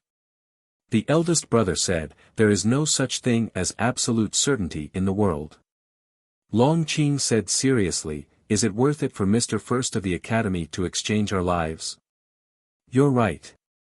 When I took that step, I was ready to leave. But you couldn't make me stay. What I mean by unsure is what will happen next." The eldest brother looked into the darkness and said, "I don't know if you will force me to stay." The fragrance of the wine wafted through the night, followed by an extremely aged voice. That voice was like a wine that had aged for countless years, mellow to the extreme, but also like a wine urn that had been placed for countless years, full of decay. "So you have been waiting for me to do something?" The eldest brother looked into the darkness and said, "Yes. If you don't do anything, the Academy will never be able to do anything." A scholar walked out of the darkness.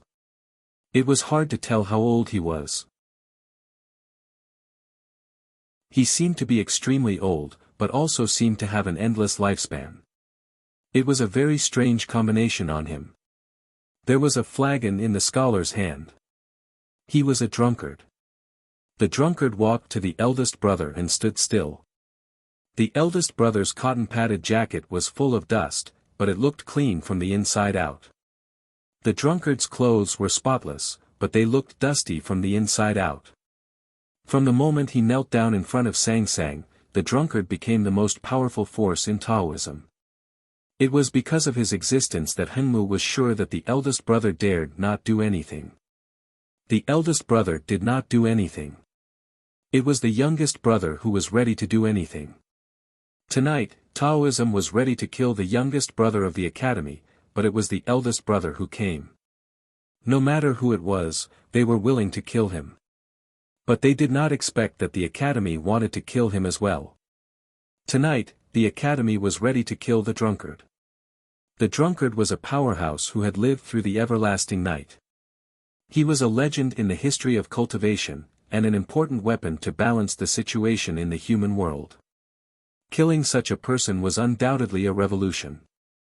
Unfortunately, the revolution did not succeed. The drunkard brought the flagon to his lips and drank it for a long time. Until his belly swelled and his pale face recovered, he sighed and said, "That was close. That was really close." The eldest brother sighed and said, almost. Almost. You're tuning into the Han Lee's Wuxia Chronicles YouTube channel. We're so grateful for your support, and don't forget to subscribe to join us on this incredible journey through captivating stories. Your generosity through donations truly makes a world of difference, as it's the primary source of revenue that allows me to expand and enhance this channel for you. Thank you from the bottom of my heart for being a part of this adventure.